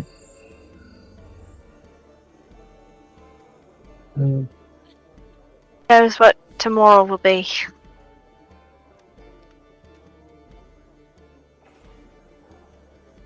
We'll find out together. Yeah. Dude, I'm gonna scooch around. I'm gonna go talk to Yuki real quick. Oh yeah, of course, sorry. And I'm gonna let it go. Narco's gonna head over to Yuki and be like, Yuki, I have a question, maybe an idea, but it might be weird, so can you come over to this booth real quick? Absolutely.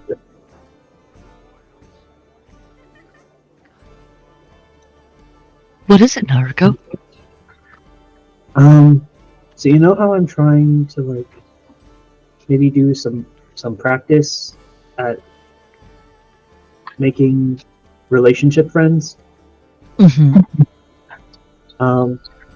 So I thought the Siren song, when you like got private company, you just like did things.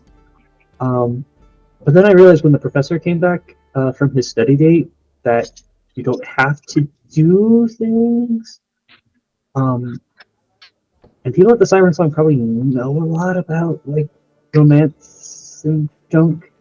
Do you think it would be a good idea or a terrible idea if I like got a siren for the night and asked them to teach me how to woo?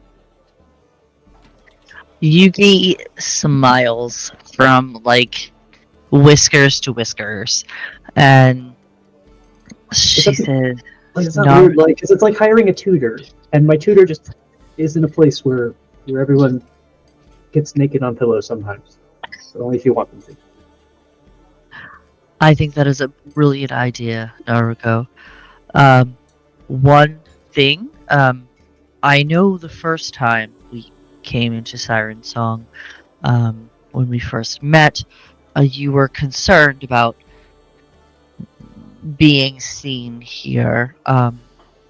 If it might help, I would be willing to make it appear that the just gonna kind of look at you and go, tutor was coming to my room, and then we could switch rooms.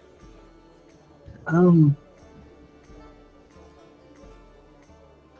mean, maybe.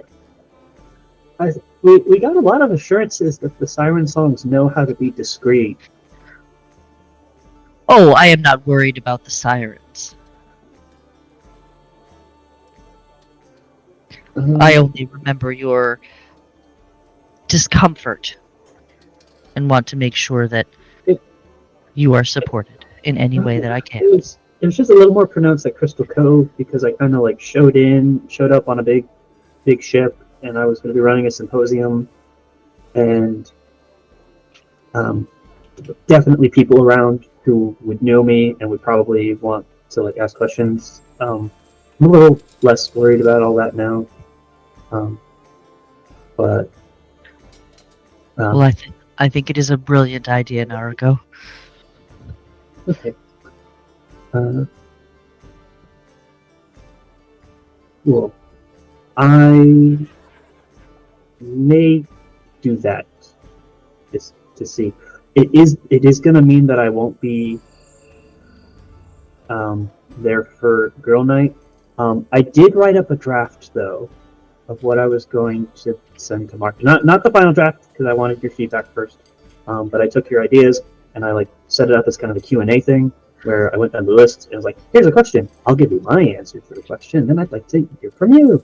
And I tried to keep it shorter, so it's not like super long, and he just like sees it and like doesn't even want to read it. I don't know. Can I can like leave it with you guys, and you can just give me notes, and then I won't be there. Maybe it'd be better if I'm not there, because then you can like be more free with the critique. So Whatever will put you most at ease, Naruko. I just want to. I would like to send off the first letter like sooner rather than later. So if I'm busy with my tutor, then I can just leave that with you guys. Of course. Yeah. I would be honored. Great. Does that sound like a plan?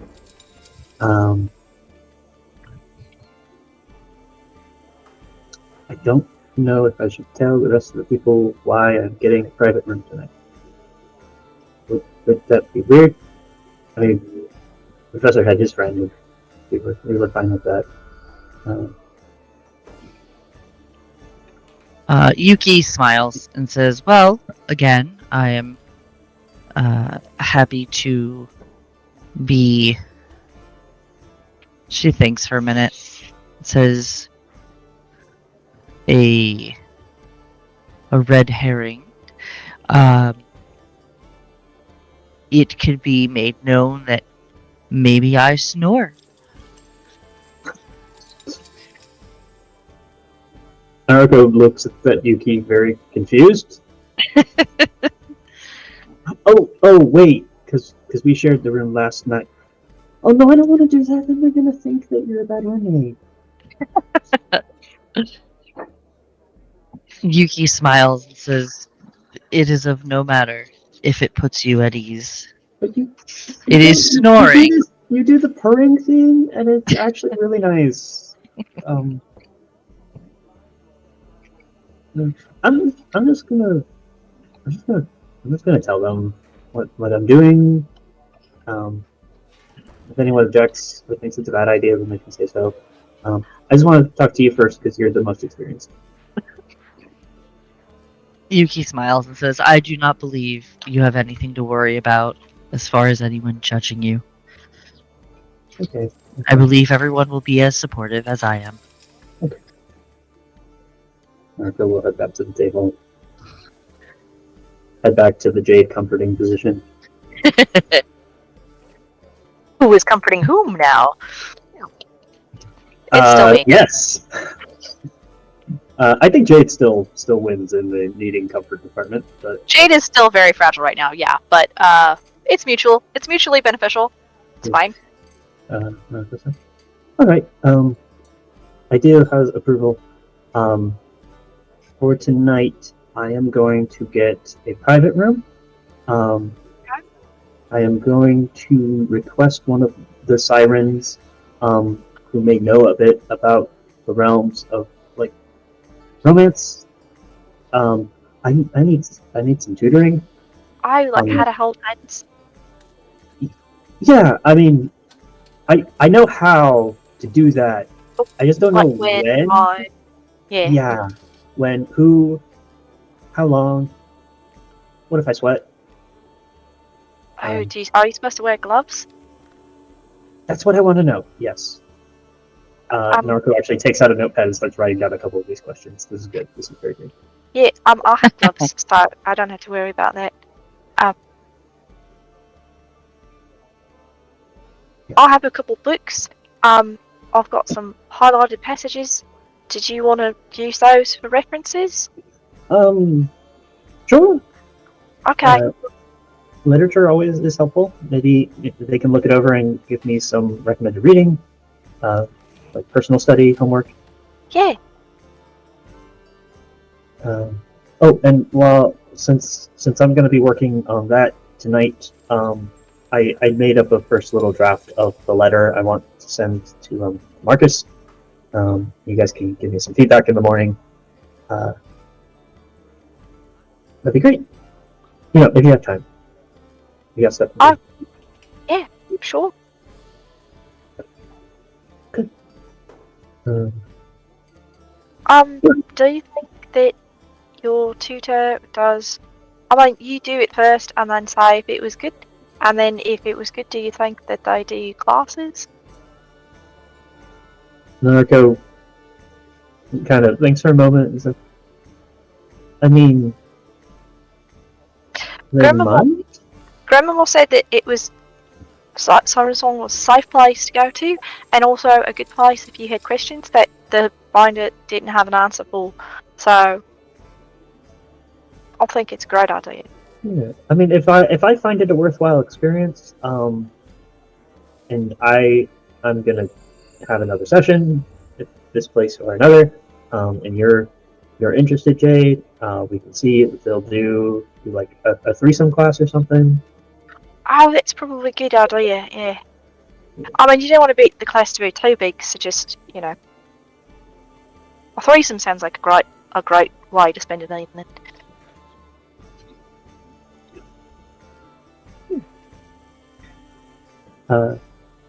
That's good. It's like, all right, well, I think that's all the business I had planned for the evening, and my plans for the rest of it set. He kind of looks down. I was like, I pay for drinks tonight. I'm gonna go get coffee. I'll be back. Okay. Oh, she's gonna be up all night. Oh well, she's supposed to be up all night. She's got a three-way. No, this next time is three-way. This way is just a two-way class session. Well, I'm excited for my first three-way. If it goes good tonight, if that's good. I think coffee might be a good idea for her. It's not something you want to fall asleep during. Speaking from experience, Yuki.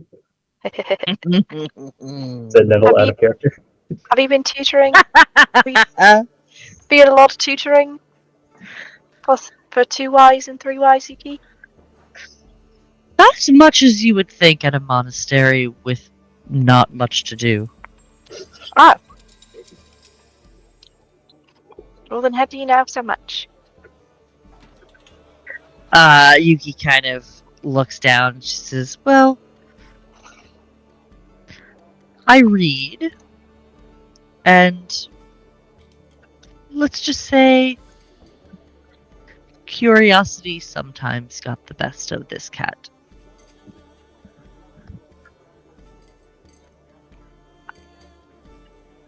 Okay. I'll read too. I've got a book that I'm going to give to Noriko, and I'm gonna highlight my passages in it that have all the references to the touching hands, and then the holding hands, and then there's kissing sometimes. And that'll probably be good.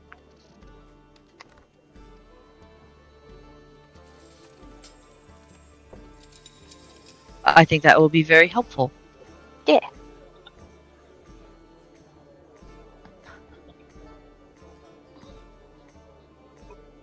I like it.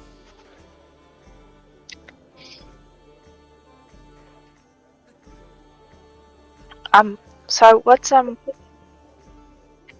everyone else gonna do tonight then?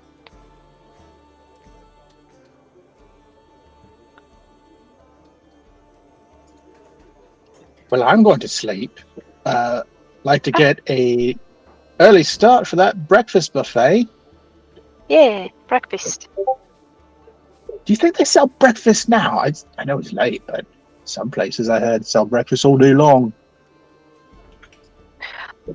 I mean, you can ask. They have a kitchen. So maybe? Yeah, I don't know why I didn't think of that already. I'm gonna get bacon. Do you think they have bacon? He just kind of walks away talking to himself. Get some for Jeffrey. Don't worry, Jeffrey. We won't let you not have food today.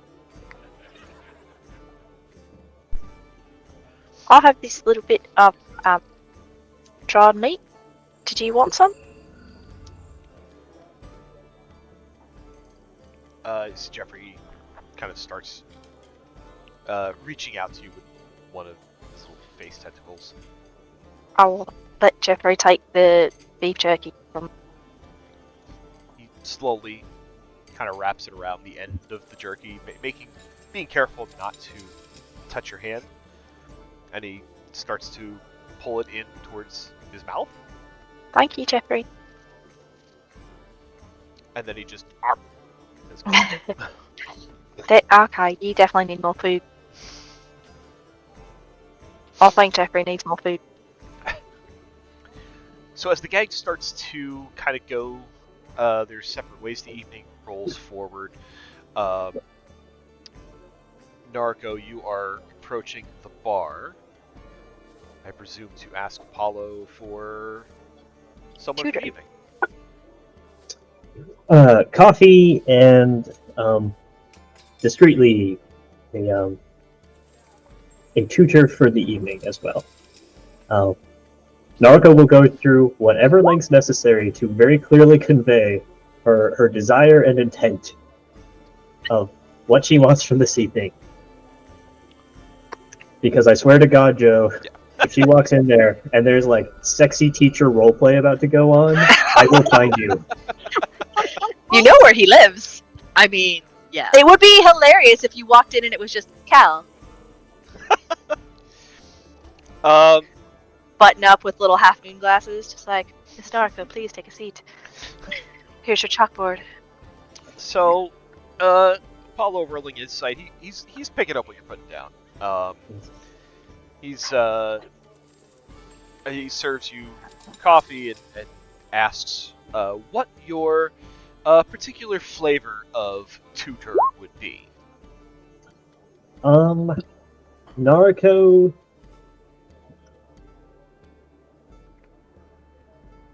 Nariko needs to brush up her skills with the intent of wooing Marcus, if that's what is in the cards later on. So, male, probably a younger male who's more hip with what the teens and young adults are doing nowadays. Someone who's on the TikToks regularly. Who TikToks them Instagrams and gets all the retweets. We're gonna eat it, right? That's what your kids say now. So, Apollo will kind of point over to one of the sirens walking around. It's a blue male tiefling. Kind of looks a little bit like this. A bit on the younger side, early 20s. Nice and built. Seems kind of one of the more social butterflies around the lounges. I mean, damn, he can tutor me. Fuck. He says, "What do you think of Ryzaman?"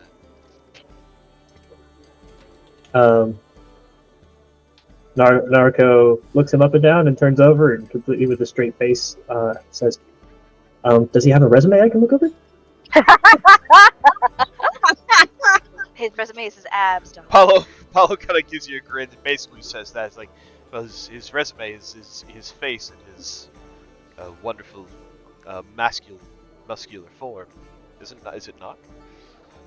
Narco looks back over, looks back at Apollo. She kind of just kind of shrugs with her eyes and says, "Well, I suppose I'll learn why that would be the case after the discussion is done." I think you two will match very well. Okay. Of course, feedback is always appreciated. Oh, I'm very good at giving notes.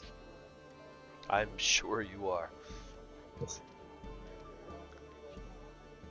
I'm imagining Apollo and Astrid, like when they go on their coffee break, they're like, "So, what about that, group of nerds who just sits in the corner? One of them needed a guy to like copy textbooks for him, and the other one wanted a seminar on with notation. She asked for a reading list and a homework assignment." Hey, they may gossip about it, but they don't judge. Yes.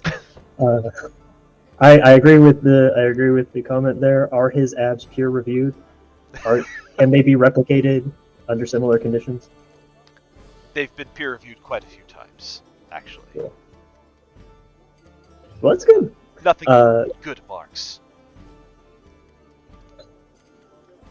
All right. Narco's got the blue boy for the evening. Right. It's what? It's like 2 gold. Yeah. For that. Yep. Cool. I will take that out of Narco's money. Yep. And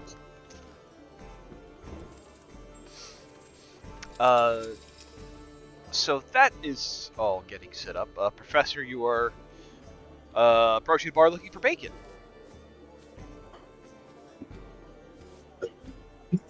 Yeah. Like, excuse me, do you serve breakfast all day long and night, all the time? Do you have breakfast right now? Right now is night, but it's part of the day because it's all part of the day. It's 24-hour days. Breakfast, bacon, eggs, sausage. Astrid kind of gives you a smile and she nods and she says, "Now, what kind of a place would we be if we weren't able to cater to all of our patrons' needs at any time of the day? Well, any time of the day that we're open, anyway." Well, you see, I was asking myself the exact same thing because depending on your answer, it's going to be my answer. You're a cut straight to the chase kind of person, aren't you? Well, when it comes to the matters of the stomach, I find that it doesn't do to beat around the bush. She nods and she says, "Yes, we serve bacon all day, breakfast all day, whatever you desire." I will take one of those, please. What of what? Breakfast. Oh, okay. Yeah, we will do that. And he stares at her for an awkward moment, and he's like, "Are you going to ask me to pay you?" Yes, I suppose I should do that. I'm sorry, your question caught me a little off guard. It would be 2 silver pieces. 2 silver pieces for all day breakfast. Now, I have to ask: is it per plate per item, or is it just like a single sit and eat as much as you like? We'll send you the card. Ooh, a card. 2 silver. Practically a bargain. Here's 3 silver. Buy yourself something nice with it. You are too generous. Thank you. And he will hand over the silver and jauntily skip back over to the table. They serve breakfast all day long, and it comes on a card.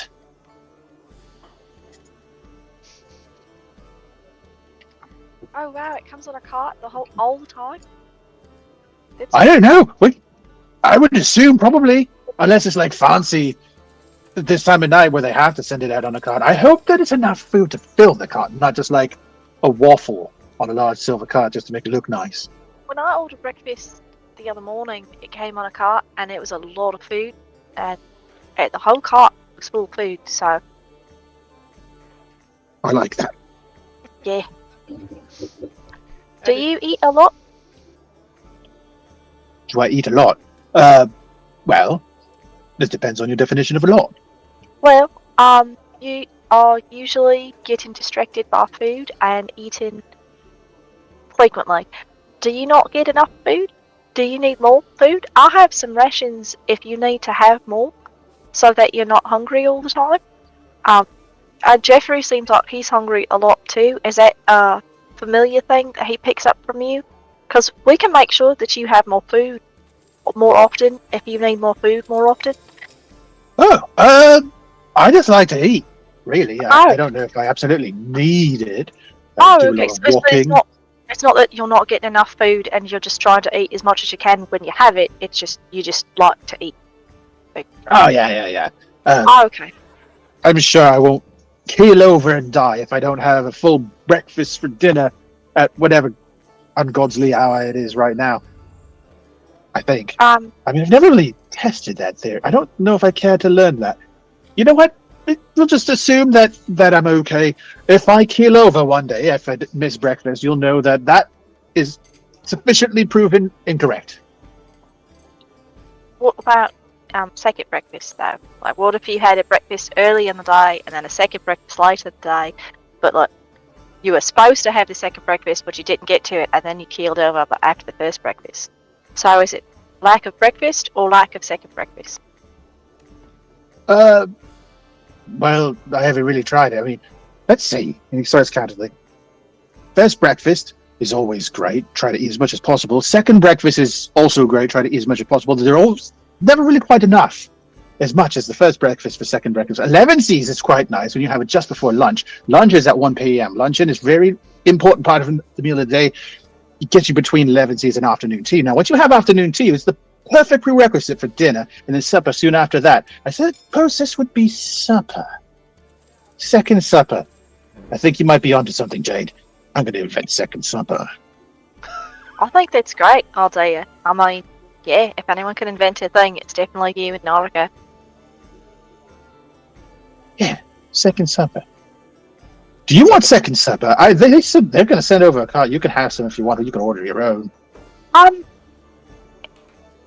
I don't need anything, but thank you. Oh, okay. More for me. And he looks over at Jeffrey. Like, yeah, I suppose more for you too. Jeffrey kind of face tentacles just kind of like waggle excitedly. He's so weird. I think that means he's happy. Does that mean you're happy? I guess shame on me. Terrible. Familiar summoner. Does that mean you're happy? I don't exactly know what your emotions mean. Jeffrey kind of bounces in his seat, and you get visions of just all sorts of breakfast foods like flying at your face. I think he's pretty happy. I might do that again. Does it again. It's fun. You guys are fun. Well, are we all going to rest then? Noriko.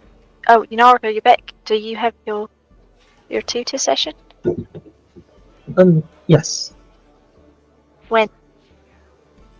I suppose whenever I go up to the designated room. Okay. Well, okay, good then. That's good. Is everyone else going to rooms and bed then? Yeah, that's pretty late. I am going to help the professor invent a new meal. That sounds like a good idea too. Perfect. Ren, perhaps we should share a room so we have all the space we need for all the experimentation that's going to be involved. I will support you in this project. We're gonna make second supper. Naruto is suddenly feeling like her night's gonna not be as cool anymore because there's experiments going on. We're gonna put the syrup down and then the pancake, and that's just crazy. Madness! Madness! We're going to bake the syrup in the pancakes.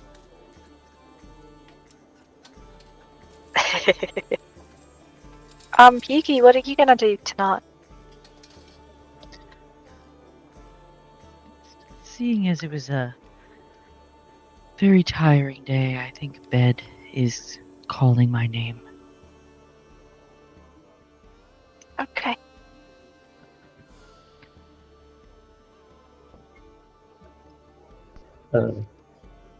Naruto will hand off the little draft she has of her letter to whoever is going to look it over and give her feedback for it.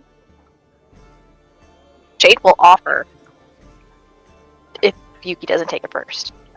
I mean, blah, blah, blah. Yeah, words are things. I guess Jade will look over first, and then Yuki will look over in the morning over breakfast. She's a little drained.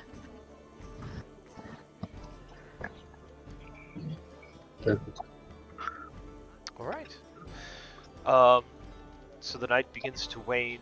The group begins to go to their rooms for the evening to rest and do whatever other experimentation Professor has in mind.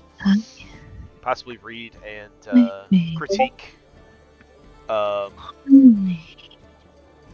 letters. Okay? Tell May hi. Is May okay? What's happening? Is May okay? We can hear you. Oh, sorry. No, Colson has a scratch on his face, and I didn't realize it. I was giving him stitches, and he's bleeding. No, baby. I know. It's not okay. I That's know. the surprise. It'll be fine. Wilson, did you try to use the flurry of blows and have an accident? He did. Too many skibbity paps. Right. I made an amazing discovery today. Rosie is perhaps the first cat I have ever owned who actually does the little ek ek ek ek ek ek thing. Oh, Tiny does that. That's fine. I love that. Oh. So adorable. My internet is still being super funky, so it's been trying to load the Word document to Discord for like 3 minutes now, and nothing is happening. So That's okay. I'll We'll figure it out. we'll get there. As people are beginning to disperse for the evening, Jade considers asking them to not, and then keeps it to herself, not wanting to disturb everyone. Everyone has plans now. and Reverie seems has a happy. lift. Yes, Jade's still with Reverie. So, but she lets everybody else go. And she will turn to Reverie and just say, do you want to go upstairs? Do you want to stay down here for a while? I'm good to go upstairs. If you want to go upstairs. Okay. We can go upstairs. Yeah, okay.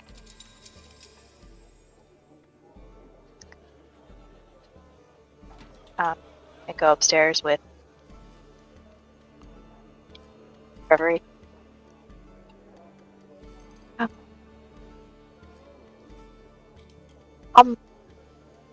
Once we're in the room, like, together, just sit on her bed. I'm sorry about today. I didn't mean to make a whole scene and make you all worry. I promise I'm getting better.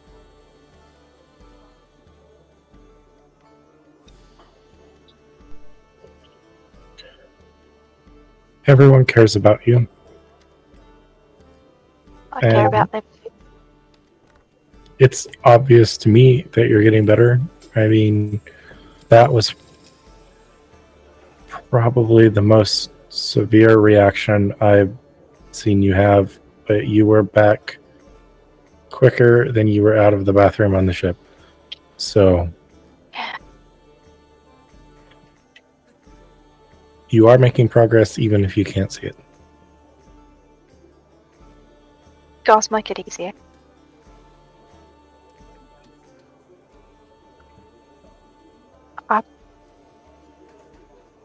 I was going to talk to everyone, but I didn't want to, like... I didn't want to... Everyone seems really relaxed and happy now, so I didn't want to make it strange, but...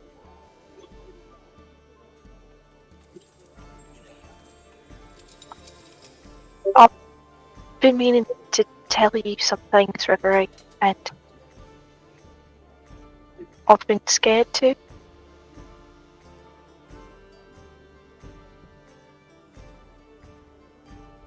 Because I don't want you to be scared of me.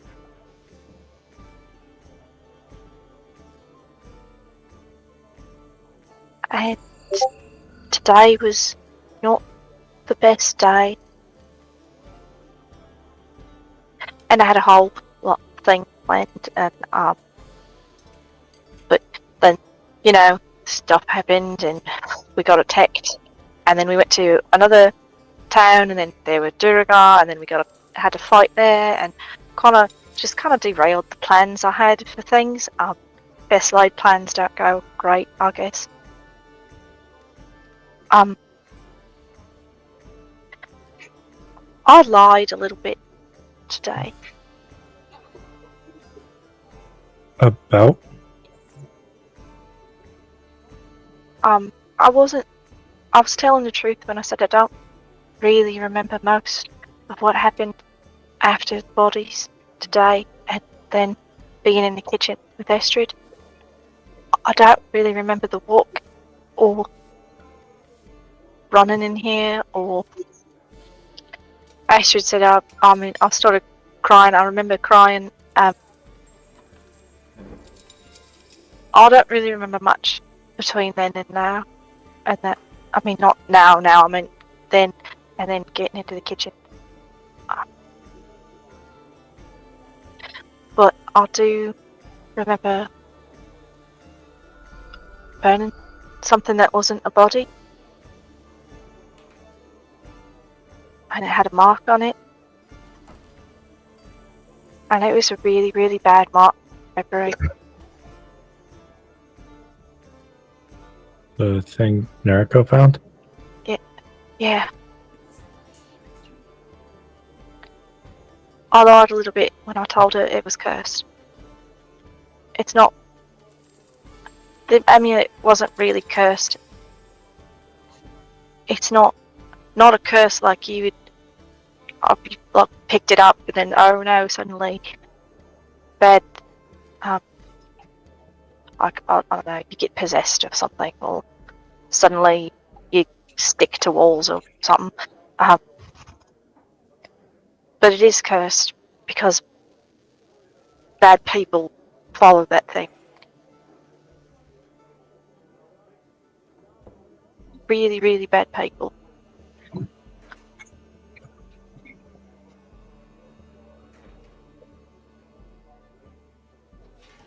Well, then you probably did the right thing by destroying it. Yeah, I know. But I should have explained why they were bad. Because it's them that are bad, February.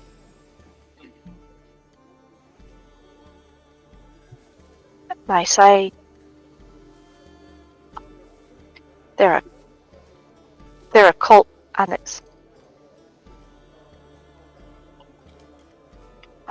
one of the whole reasons that I wanted to keep going after the fake Kiona.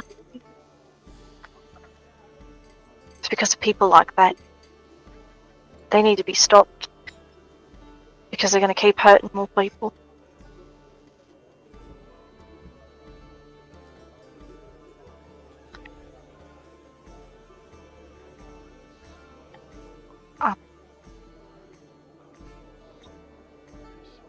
And I don't know what like Kiona cult is doing, if it's even a cult. I mean, we learned about the void a little bit, and it seems like it's bad. But Jeffrey's not bad, so maybe we just don't understand it yet. Or maybe that's different. But that's the whole thing with these cults, you know, is that it's not the thing that they're after that's the bad thing, it's them. And they'll make good things bad.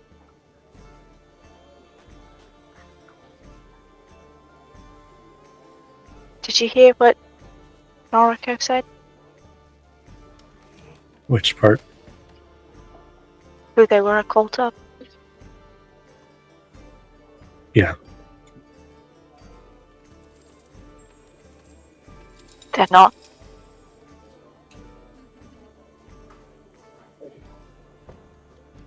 They think they are. And they're not.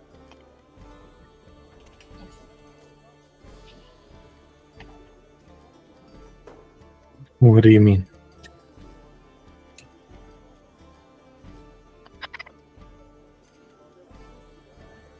Have you ever had an idea, and it was a really good idea, and then later you forgot it a little bit and tried to remember, but you didn't remember it exactly right, so it changed a little bit?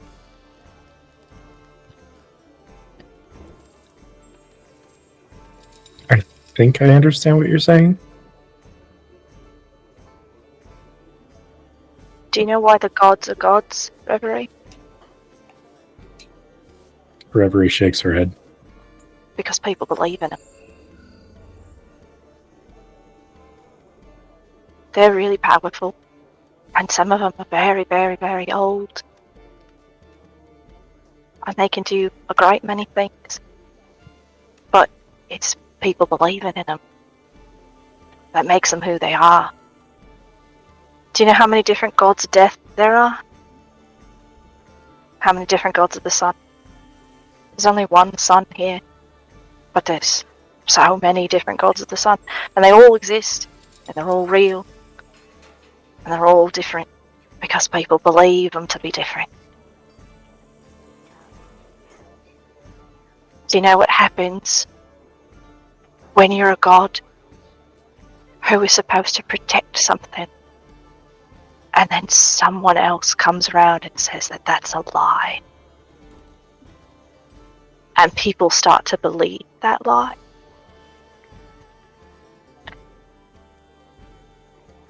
It makes you into something that you're not. And it makes you really angry.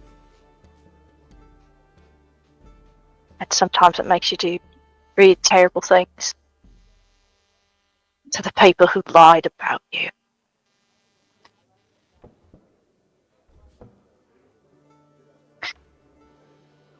But they keep believing it.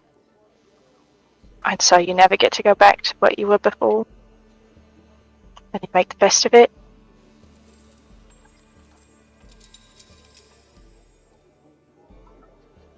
Mork isn't what Noriko thinks he is. But those people would try to make him that way. And I don't know how to explain that to anyone without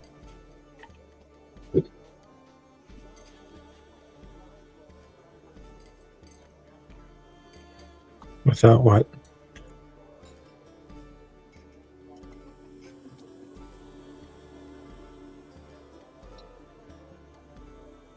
telling him how I know.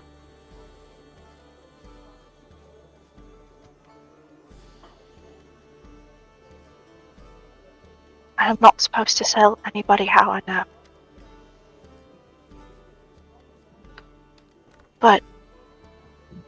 if they're here,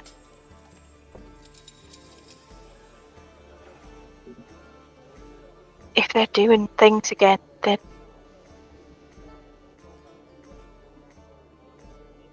I don't want all of you to. I still want you to be my friends.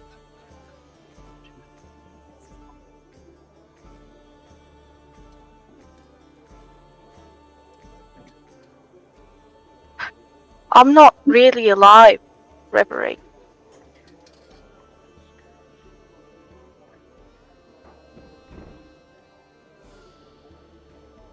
Your Reverie tries to wrap her head around that.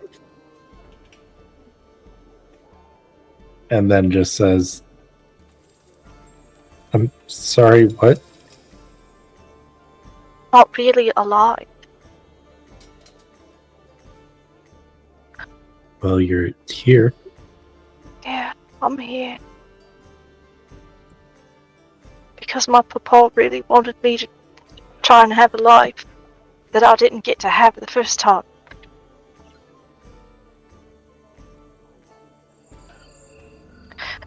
Because they killed me, Reverie.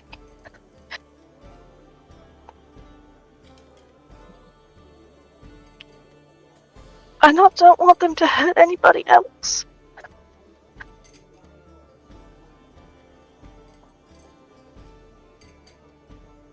And I don't know how to tell everyone.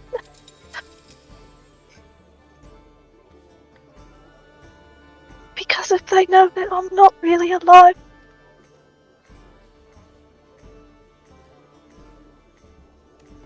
I'm not like Ren.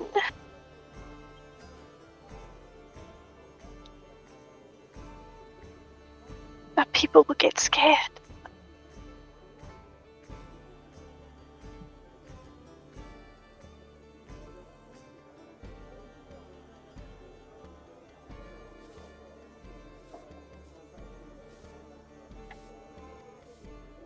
Reverie takes a few moments to process this. And then looks at Jade and says,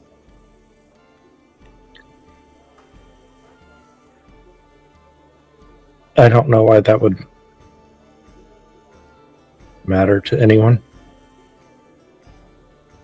I don't know either, but it does. People don't like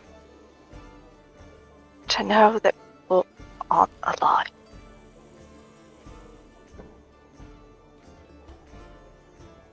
And then they'll go after my papa and tell lies.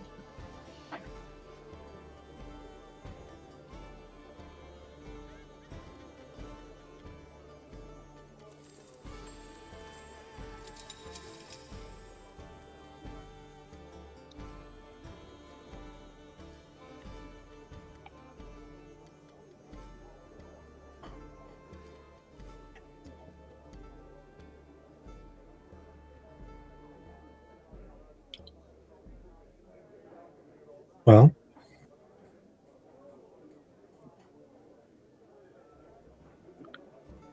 I won't say anything to the others. I don't think it's my place to. I should tell them before we go. If you think it's the right thing to do.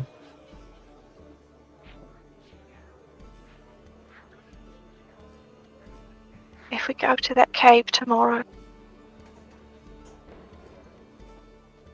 we found footprints that were changing, that looked like they changed into gnolls. I don't know what that means. What if we get there and there's people that are just people there?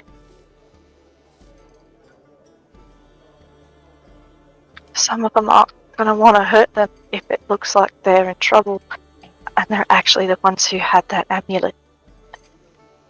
And we can't let them bleed if they had that amulet.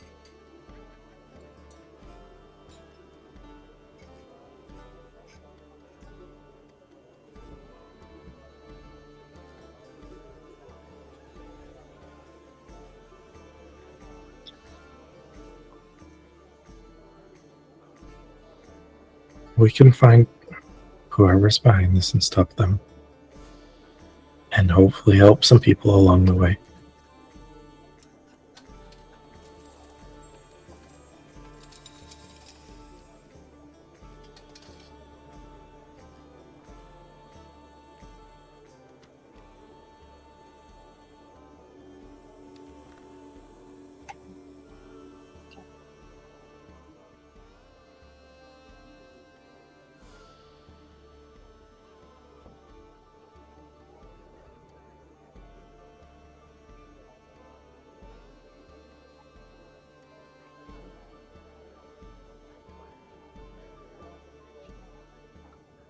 About what to tell everyone.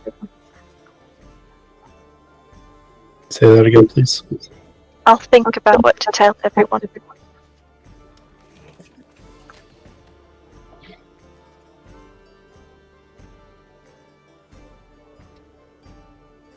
Okay.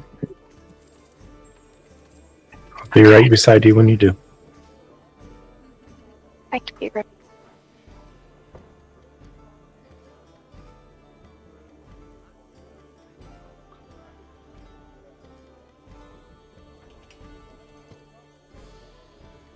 All right.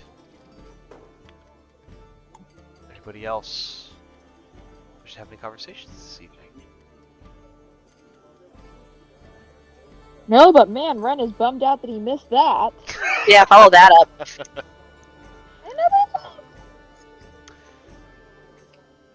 For There's culinary science going on in the other room, let me tell you. yeah, Seriously. you don't even know the kinds of second breakfasts we're making in here. Second breakfasts.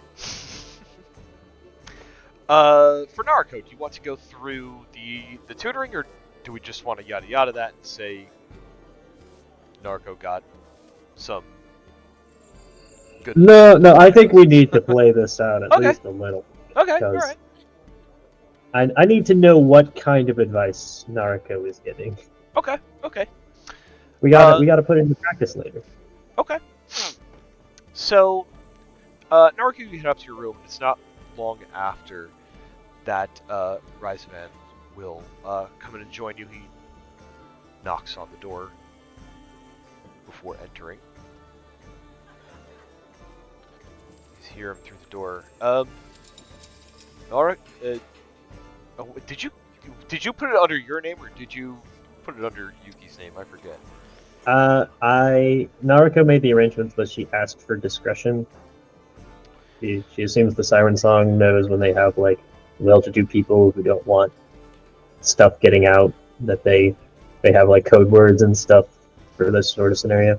Gotcha. So there is a knock on your door, and you hear a rich baritone voice calls out from behind the door. It says, "Room service, milady." Yes, come in. He opens the door, shuts it behind him. He kind of lets himself a few steps into the room, and he says, "I understand you're looking for a kind of relationship tutor. Is that correct?" Oh, yes. My name is Nariko. For context, I have recently been engaged. Political business arrangement, noble thing, happens all the time. We're just going to take the situation itself and any feelings I may or may not have. We're just going to put it in a box over here. And what we're focusing on tonight is I have no experience. Not just the social circles, no one there particularly that I fancied to really try. So, should things come to pass and I want this relationship to be successful, I need some help. So, I am a very diligent student. I take lots of notes. So he kind of nods. And he says, "Nariko, first, it's lovely to meet you. My name is Ryzavan. And as for taking your emotions aside and putting them into a box, let's not do that. When it comes to matters of relationships, you must learn to work with the emotions that you have, and emotions are good, and it's not quite the type of thing where you can really put it down in a notebook. There is no schematic for this kind of thing. There is no blueprint. There is no step by step. A lot of it is by instinct and how you feel. So Narco is visibly deflating with every word he says, as the enormity of, oh, this is going to be exactly as hard as I think it is. So he kind of grins and he says, "So notebooks, you're not going to need that."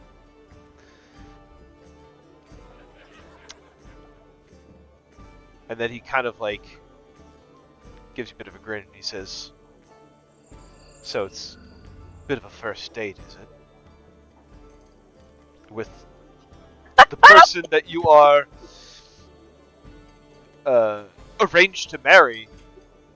That's a hell of a first date." Yes, trying to mollify that a little bit by sending some letters, doing introductions that way, get some of the icebreakers done. I'm hoping I'll get a picture of him. You don't even know what he looks like. No. It's very brave of you. So I've been told. Letters are a good start. You allow him to kind of see you for who you are. I have to sneeze. I'll be right back. Banana. Oh, banana. He continues on and says, and perhaps you can gauge the kind of person that he really is. Now, you know nothing about this person. I know his name. I know the kind of work his family does. I dug a couple tidbits of information. From what I know, seems generally like the sort of well-to-do young nobleman. Apparently, he does have an active love life, or at least there's the usual gossip about such things. Apparently, he likes to date the dancers at the ballet. His family seems to be involved in the arts, patronages the theater and such, so I've been looking to maybe brush up a little bit more on whatever the trendy opera or what have you is around. And again, sort of secondhand, he's the heir to the company of his father. Might be some tension, but again, gossip. People like to play up, teenage rebellion or what have you. You wouldn't believe some of the things that were said about me and back in Crystal Cove when people didn't have anything better to do. So I have a few bits, but grains of salt, all of that. Yes, I see. So, my suggestion off the bat, don't go in assuming you know anything about him. You have not met him. We know what we have heard from those around him about his habits, who he hangs around, what his family does, but what his family does may not necessarily be what he likes to do. You know what I mean? Yeah. Just because his family's involved in the arts doesn't necessarily mean he's a patron of them himself. Perhaps he's an inventor.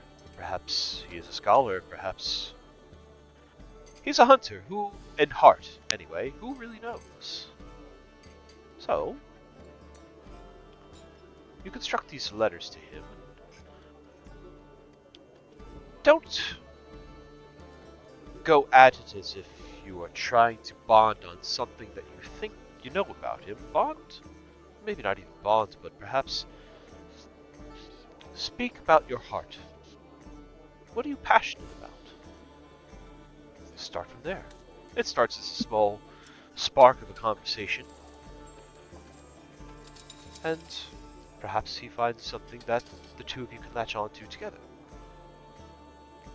Okay. It's more of an art than a science, though, is what I'm trying to get at. Well, that's just it. What if I'm the scientist and he is the artist?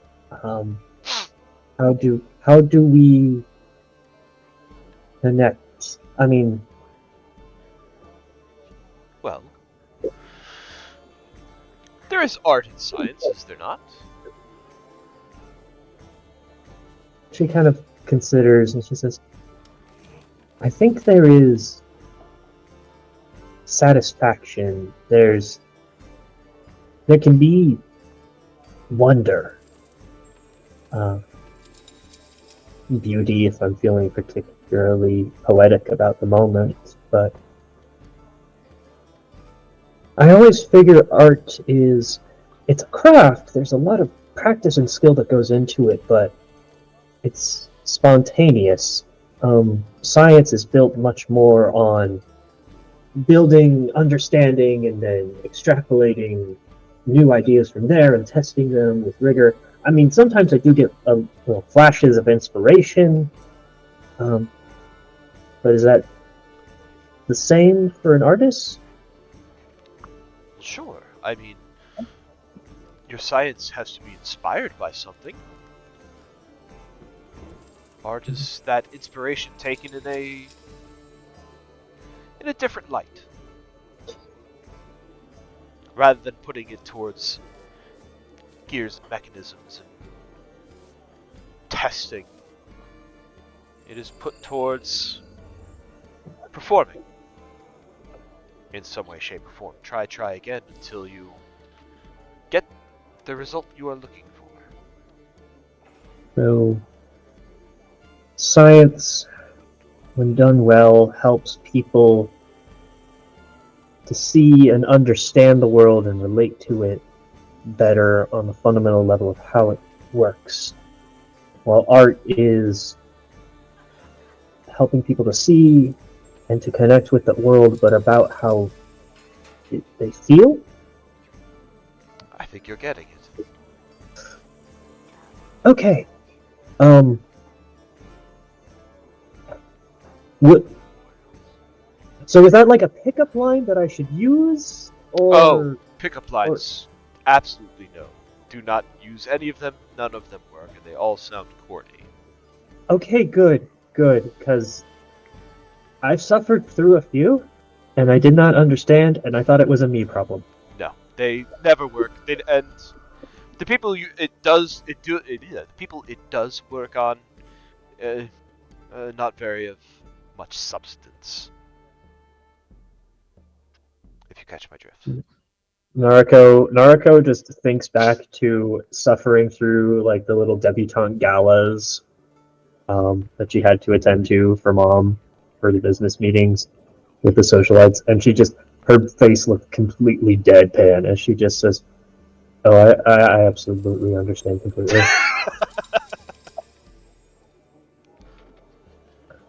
And then like snaps herself back to reality. It's like, okay, this is good. She looks down. I have less notes to work with than I thought, but that's supposed to be a good thing. More emotions. It is a good thing. You feel with your heart. Yeah. Okay. So not putting away the emotions. Let's put the.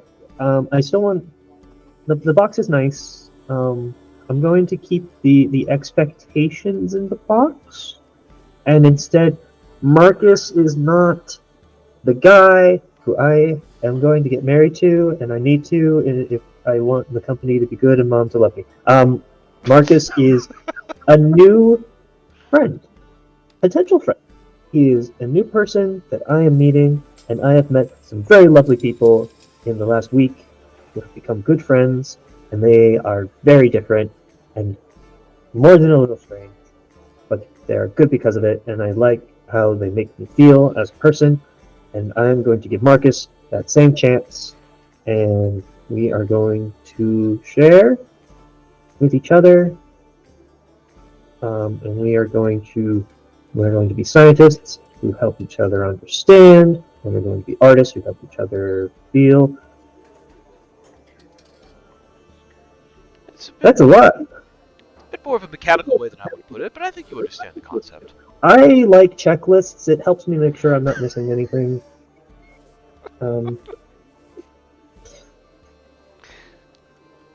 I can see that, yes. That's good. We're making a lot of progress.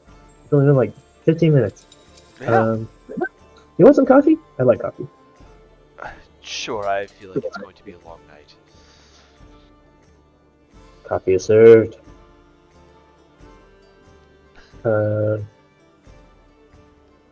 Narco is going to also ask for some, because she heard a lot of gossip from prissy noble bitches, and she wants some clarification on like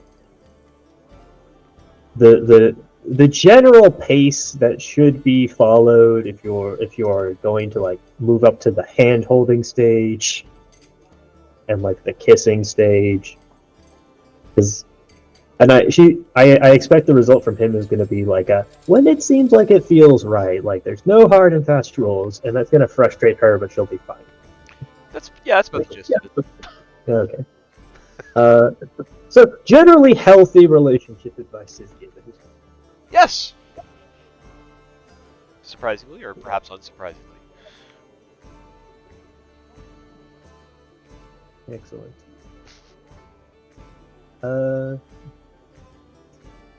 Naruko's probably going to go into this expecting that it's going to like be an all-night thing, because she was ready to buckle down and like really like study up on this topic. Eventually learned that it's not a thing you study, but she got a lot of good general advice on how to pursue a relationship. And then, but her last question before she kind of like lets him go for the night is, so this has been good. I've been thinking a lot about like practice, like. See his eyebrow perks a little bit. What kind of practice? I don't know. I'm like, Do you want to practice hand holding? Oh my god, yes. She kind of like looks down at his hand. You know? What if when I hold hands with someone, I feel different, like a little spark? Well, I think that's just your instinct telling you that what the pace that you're at and the relationship that you've built thus far feels good and it feels right. Okay. What if I find that before I meet Marcus?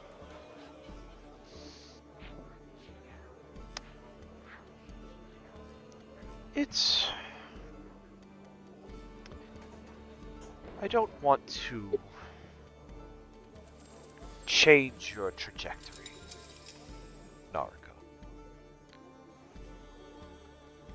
But there are healthy relationship structures out there where perhaps you have different feelings for different people. They fill different roles in what you need and what you are looking for and what feels good and what feels right. And there's nothing wrong with that. As long, of course, as everyone involved is knowledgeable and in the know on that sort of thing, if you know what I mean. you find it before you find Marcus. It just means that you've found somebody who fulfills something else that either you need or you're looking for, and it may not even be something that you know you need or are looking for. Hmm. And there's nothing wrong Okay. with that. Good. I'm gonna hold your hand now. I'm gonna close my eyes for a bit. He holds his hand out for you. Go clasp her hand in his. It's gonna let it hang there. She's just gonna close her eyes, and she's gonna try and picture what type of person she wants to be holding her hand right now. As you're kind of doing that, Naruko, Razavan will, in a gentle tone, he'll tell you there are a couple of different ways you can hold somebody's hand. There's the clasp where you kind of hold on to each other and you join at the webbing of your thumbs, or you can weave your fingers in between each other. It kind of goes on like that. Different kind of ways that people hold hands. There's the pinky hold. You just hold pinkies. That's the thing I've been told of some cultures. It goes on and on. Narco appreciates the learning while she's just trying to be comfortable with the contact.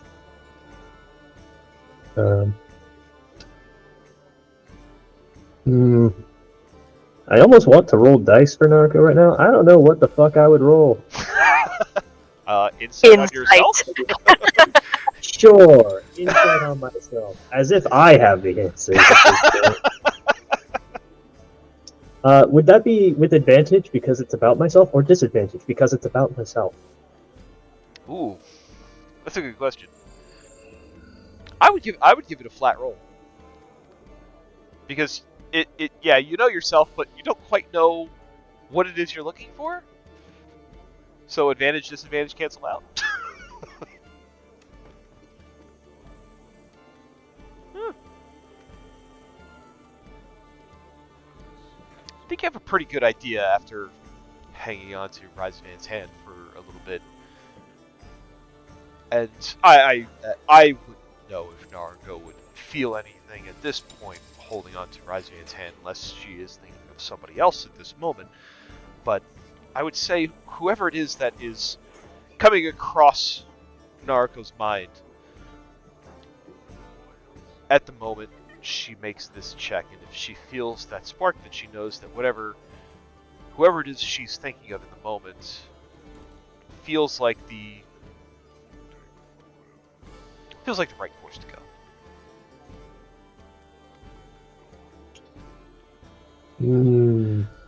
Maybe put in a different way, you feel more confident about that course of action.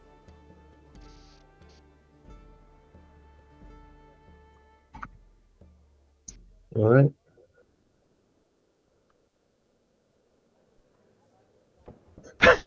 It's Jeffrey.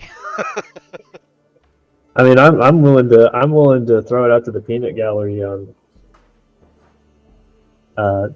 someone known or not yet met who is Naruko's destined soulmate. Yeah. Okay. Naruko finishes with the hand holding. All right. Thank you, Resident. You have been very helpful. I would recommend your tutoring services wholeheartedly. Which actually might mean you may see me again. Well, Possibly with a friend. he kind of chuckles at that. He says, "That's quite a glowing review. Thank you, Naruko." Okay. Well, that actually didn't take as long as I thought. So she's gonna pull out her briefcase and start pulling out tools. I'm gonna make myself at home in the room here. You can hang out if you want, or do whatever. It might be a little noisy though, and she starts like grabbing a screwdriver and a box of her scrap metal. Reconvenes happy to hang out for as long as you'd like to have it, but I think at a point where I imagine that there would be a point where Narco inevitably becomes so engrossed in her work that the rest of the world just kind of gets blocked out, and I think he'll take that as his cue to move on. Because I saw how Ren was struggling last time. He needs one of these amulets before we go back in. Okay. Okay. Anybody else? Any conversations this evening?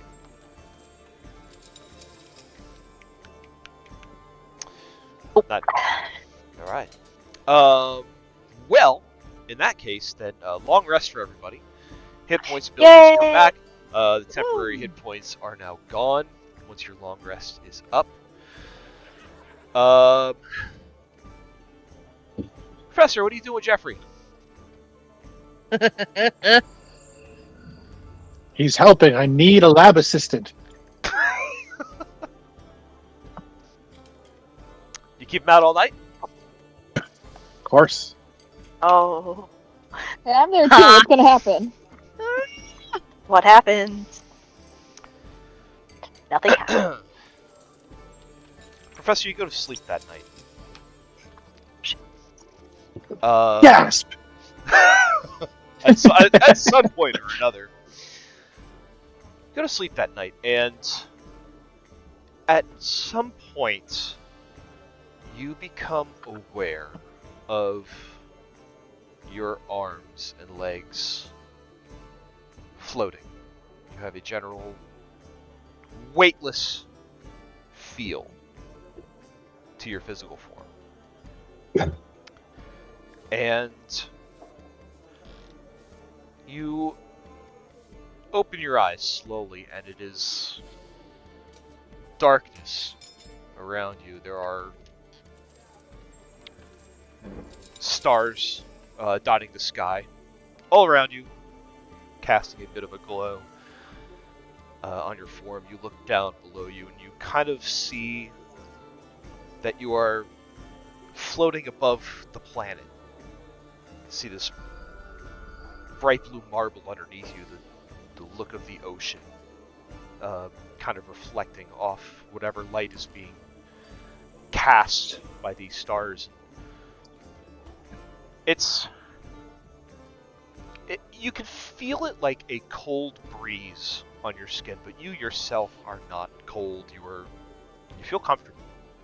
It's this weird weightlessness floating around. Other than that, it is pretty empty all around you. What would be going through Professor's mind at this moment? In this period, what is he wearing?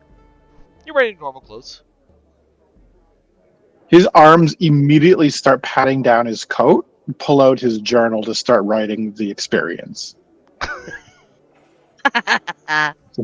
Oh, I don't know what this is. This does not feel like a dream, and I need to record everything.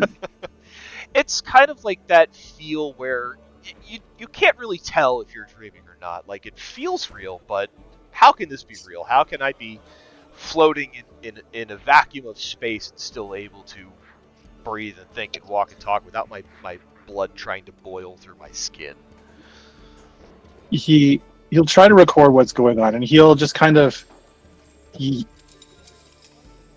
thinks to himself like, okay, I'm floating through space. There's no air in space, and he opens his mouth and tries to let out a big ah.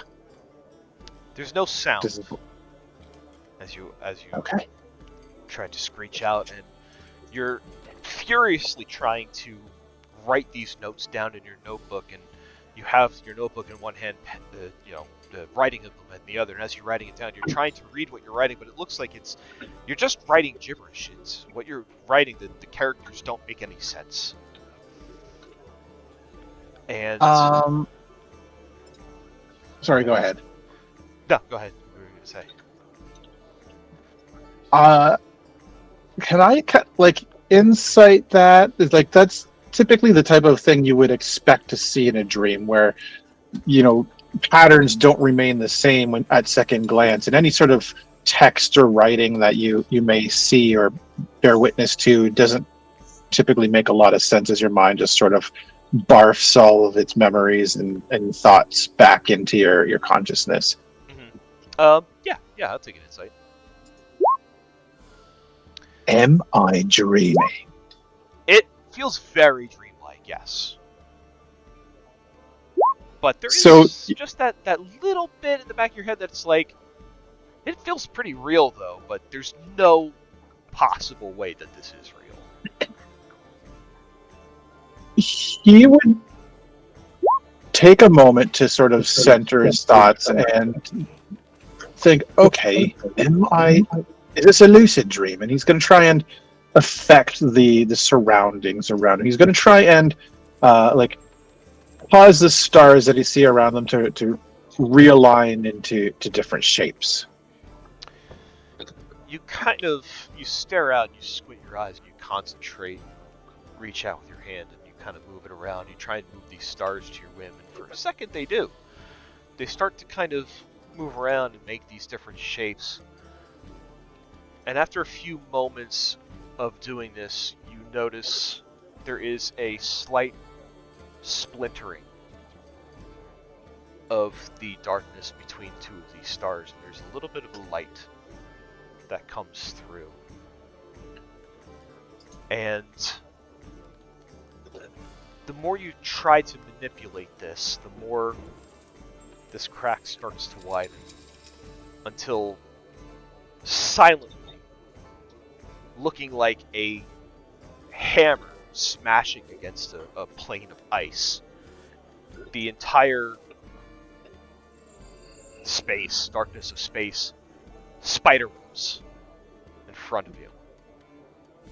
These little gleams of light starting to bleed through. In the center where it started, the crack starts widening slowly, larger and larger, till it's about the size of, from your vantage point, like a basketball. And from within this center of light, what you see is a single eye opening and staring at you. Oh,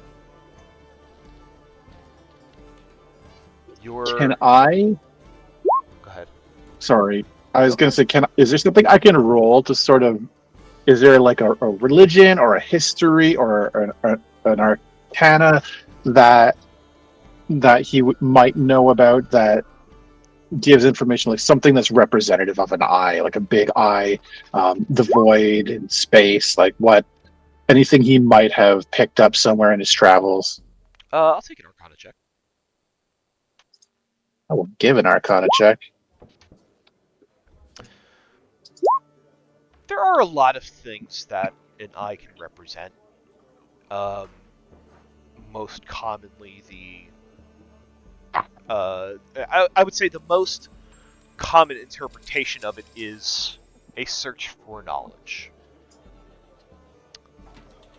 But this eye, as it opens and stares at you, you get the impression this isn't looking for knowledge. It seems to already have all the knowledge it needs. And yet it stares at you. And slowly a cacophony of whispers starts filling your mind. It's a low murmur at first, but it gets louder and louder, and it's like trying to listen to somebody speaking in a crowded room in a concert. You can't really make out what any individual thing is saying, even if they were speaking a language you could understand. And it gets louder, and it comes to a deafening crescendo and it feels like it's starting to, your heart is beating faster. You feel like the breath is being pulled out of your lungs as louder and louder and louder it gets, and as it reaches the height of its crescendo, you open your eyes, you realize you've been sleeping. I need you to give me a wisdom saving throw. Oh shit. Wisdom is not my strong suit. It's alright. 13. Alright. You groggily kind of shake off what you were hearing. There's like as your eyes open and you realize you're laying in your bed, all of the whispers suddenly go completely silent, like something hits a brick wall and just stops. It's completely silent in your room, and as you kind of blink, you open your eyes and you realize that Jeffrey is kind of hovering above you, and he is holding on to whatever it is you use for your spell book, and he's kind of just holding on to it, floating in front of you, just staring at you, holding this thing out. Jeffrey, what are you doing with my journal?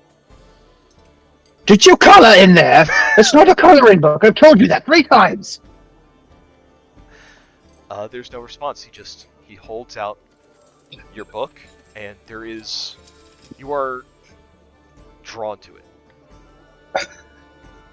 He kind of, his eyebrows go from angry eyebrows to curious eyebrows, and he slowly reaches out to take the book.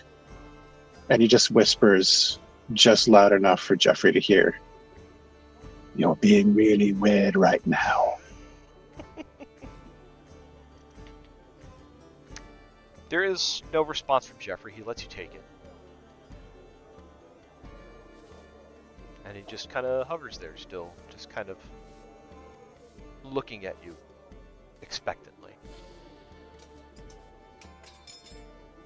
Professor kind of like squirms a little bit to the side and gets to a seated position, so that way he doesn't sit up and just like bump heads with Jeffrey, and he starts to flip through his book to see is there something in here? Did he write something, and did he color in the margins? Why is he doing this?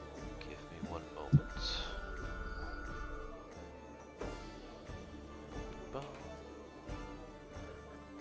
moment. As you flip through your spell book. Hang on, did I listen to you right? Give me a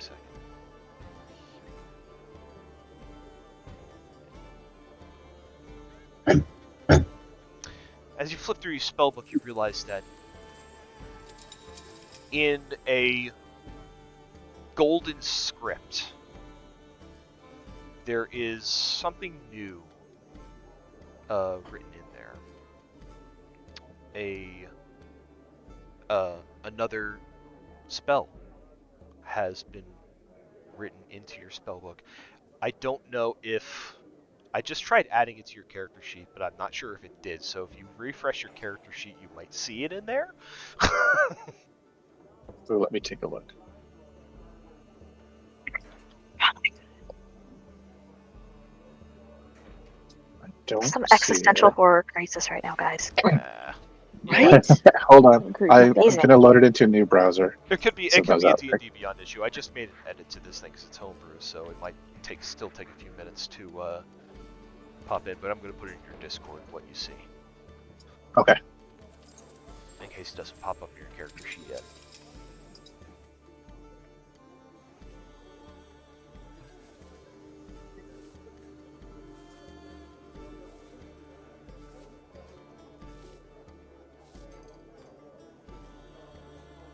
Oh, that's fine. I'm an idiot.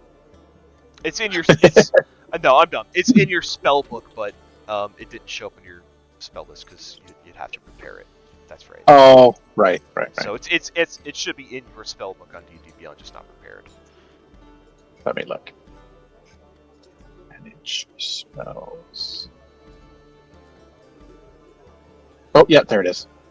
Cool. Oh.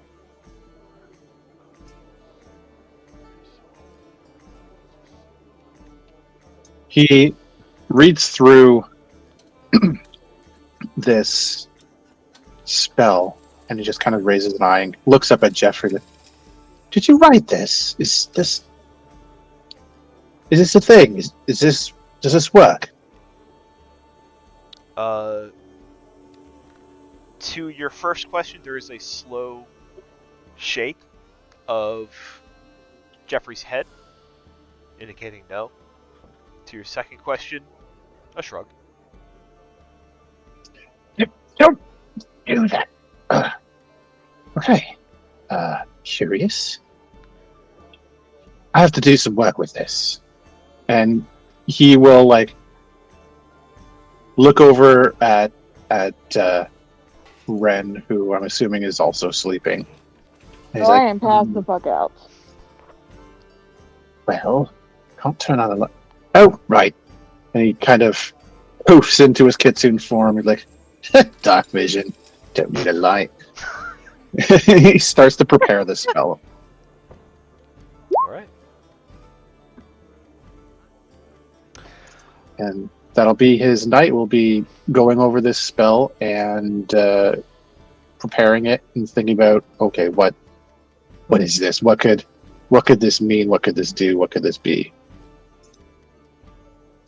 Alright. With that, everybody, it's 11 o'clock. God damn. That feels like a good place That to was fucking call amazing. That was intense. Super Yeah. intense. Dude, you are so good at setting tone. Uh-huh. Mars, you're so good at completely disregarding tone. Where is my journal? Jeffrey, did you color in this? Yeah, I There's a new spell written in Chaotic. crayon. but it's a purple crayon. Couldn't you at least use black? I love it. No, it doesn't match my aesthetic.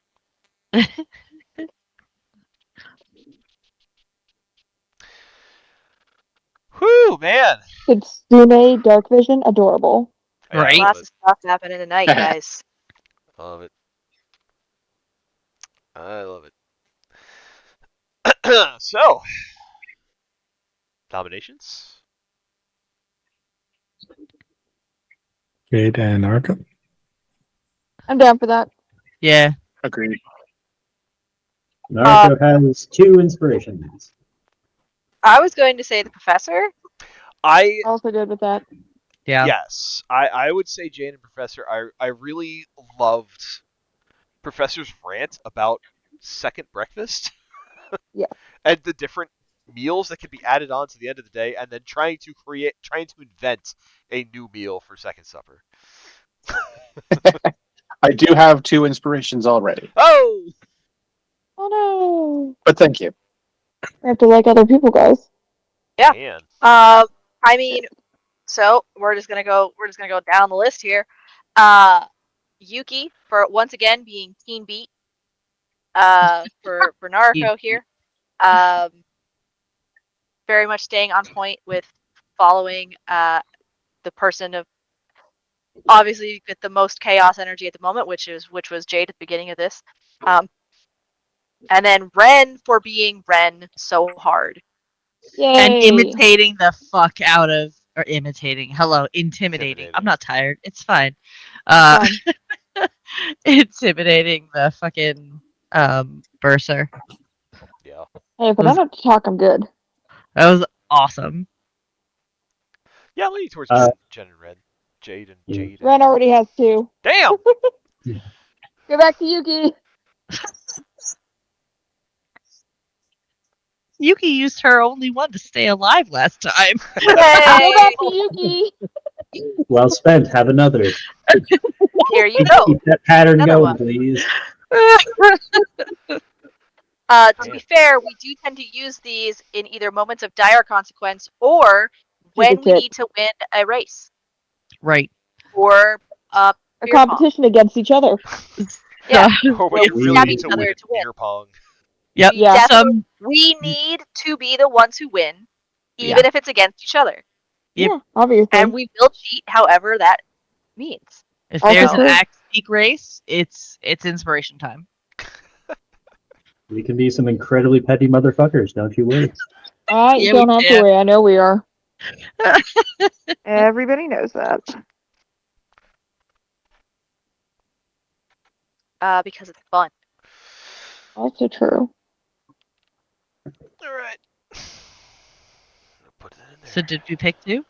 Yes. Okay. Jade and Yuki. Yay! Yeah. Well deserved. Sorry for being an emotional roller coaster tonight, guys. No, it's fun. It's good times. Ah. Yeah. Good. That's pretty cool. Mm-hmm. Some really good information came out that Ren Yeah. knows nothing about. That only referee heard. Yup. Yeah. Secrets. I was gonna talk to everybody when we all got together, but other stuff happened. So now it's weird to bring the mood down. Someone talked about food, okay? I got distracted. Yuki Ren's almost got like died. 3 She needed to stomachs. sleep. Yeah. Obviously. She had to sleep that shit off. So what did we learn today? Everybody values friendship, but still keep secrets. Ricotta is worth 200 gold per head. Stinky ricotta. Very stinky ricotta. Some valuable ricotta. Right? Oh yeah. I mean, it is cheese and it is life, so. Cheese is Jesus. very important. Pickup lines don't work. Yes.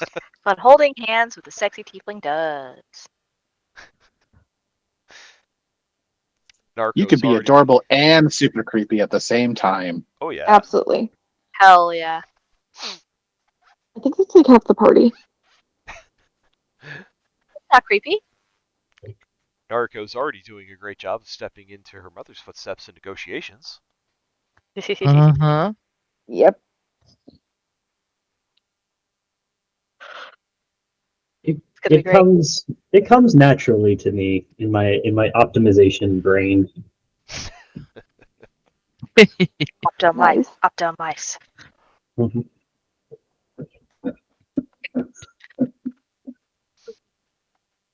Well, very good. Well, with that, I Woo! will go ahead and end our recording. Alright. Yay. That was awesome.